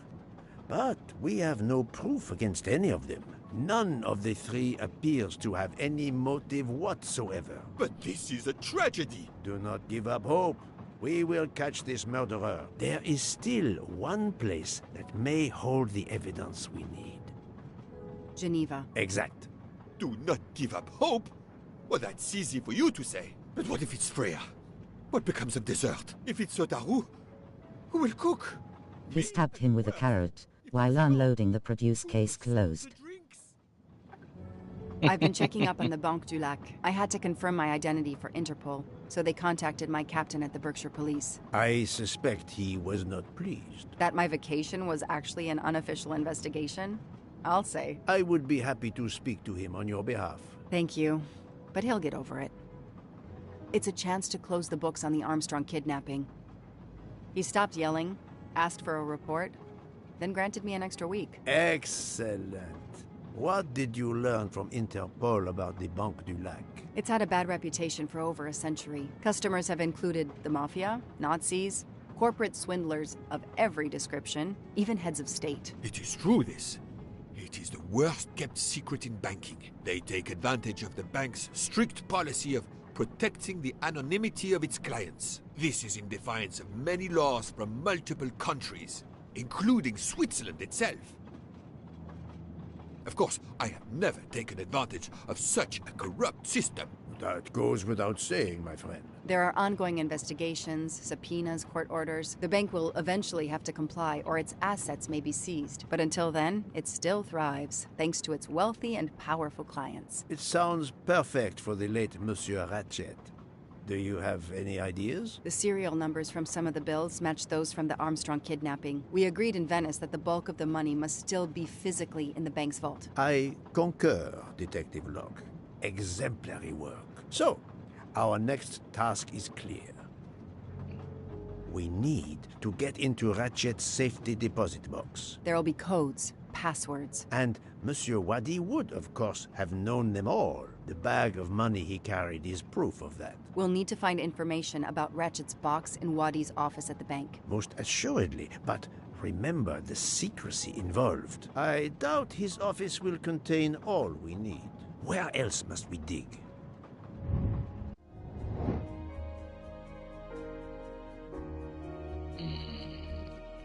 His apartment?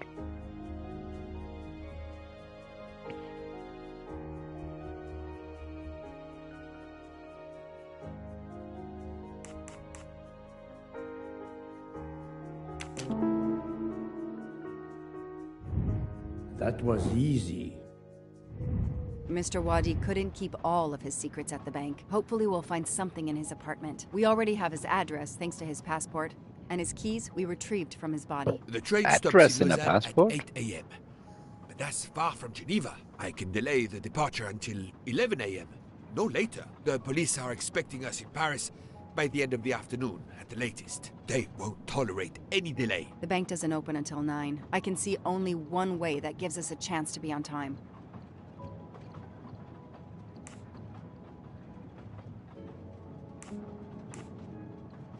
Let's take a taxi. I checked a map. It should take us less than an hour to get to Geneva from Lausanne, which leaves us just enough time to access that safety deposit box. We have no choice if we want to be back to the train by 11 a.m.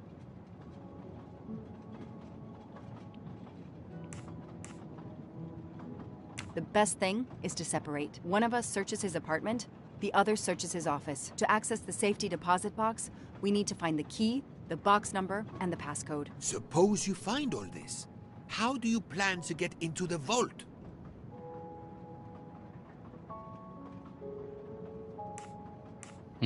We are going to use the bank's anonymity policy to our advantage. And the quickest way is for you to impersonate Ratchet. I would rather impersonate Jack the Ripper, but in the interest of justice, I will do it. We need to find the account number. Along with everything else. I will say I want access to the vault. They don't ask for papers or even names. The vault information is enough. I'm not hearing any of this. I run a train company. I don't rob banks. Perfect. Let's recap the plan.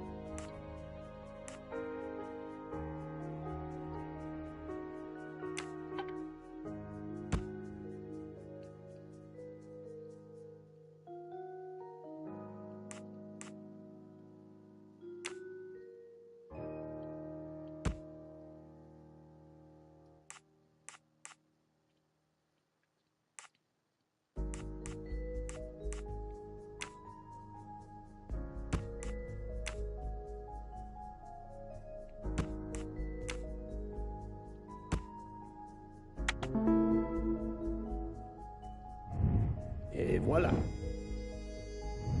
To sum up, we're going by taxi to Geneva. Then we'll split up. You're going to search Mr. Wadi's apartment. I'll search the office at the bank. When we have all the information we need, you pretend to be Ratchet, and we can finally find out what Ratchet is keeping hidden in his safety deposit box. It sounds impossible. Not for Detective Joanna Locke and Hercule Poirot. We should get some rest. You are right, Detective.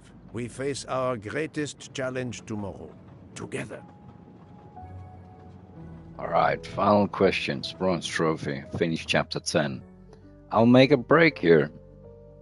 I'll let this play out first. 9 o'clock.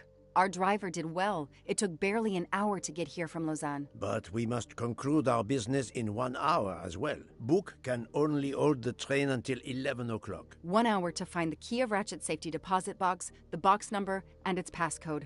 A lot to ask. Indeed, which is why we must split our forces. I will take the cab to Monsieur Wadi's address. You must search his office. I have you on speed dial. And thank you, Mr. Poirot. For what, mademoiselle? For trusting me.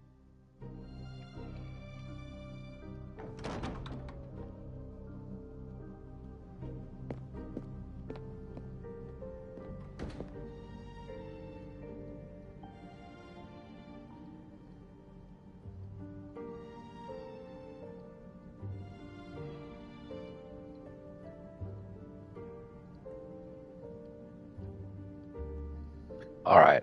I'm going to save here, and this is the point right here that I'm going to come back to. I think I'll finish this tonight because I have so many other games that I would like to do. Hopefully finish this tonight because one how do you say, one mistake and it will not be a platinum trophy.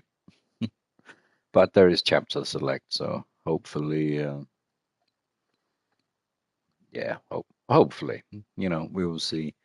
But yeah, the thing is, for some weird reason, to me, I think maybe all of America, or at least Bethesda Studios, they have already moved into summertime. So the dailies are now at my local time, 5 p.m. So to get ready for that and have a thumbnail ready and all this, I think I'm gonna jump off here and then be ready in 45 minutes for dailies over in Fallout 76. And then after dailies and whatever shenanigans we can come up with, it is Sunday, so there's bound to be a lot of people, which is great. So, but no one knows what will be over there. So if we go raiding and all this, then I will continue this game, but a fair bit later. And if it is just in and out, then I finish over there in 45 minutes. So, yeah. So that's it. Thanks for watching. I enjoy when I get to hang out with people that it's not only likes or subscribers or something like that to my offline videos. It is that's what makes it fun to me, is to be here with you. So yeah, enjoy your day, your evening, your morning, your night, and I hope to see you again. Take care. Bye bye.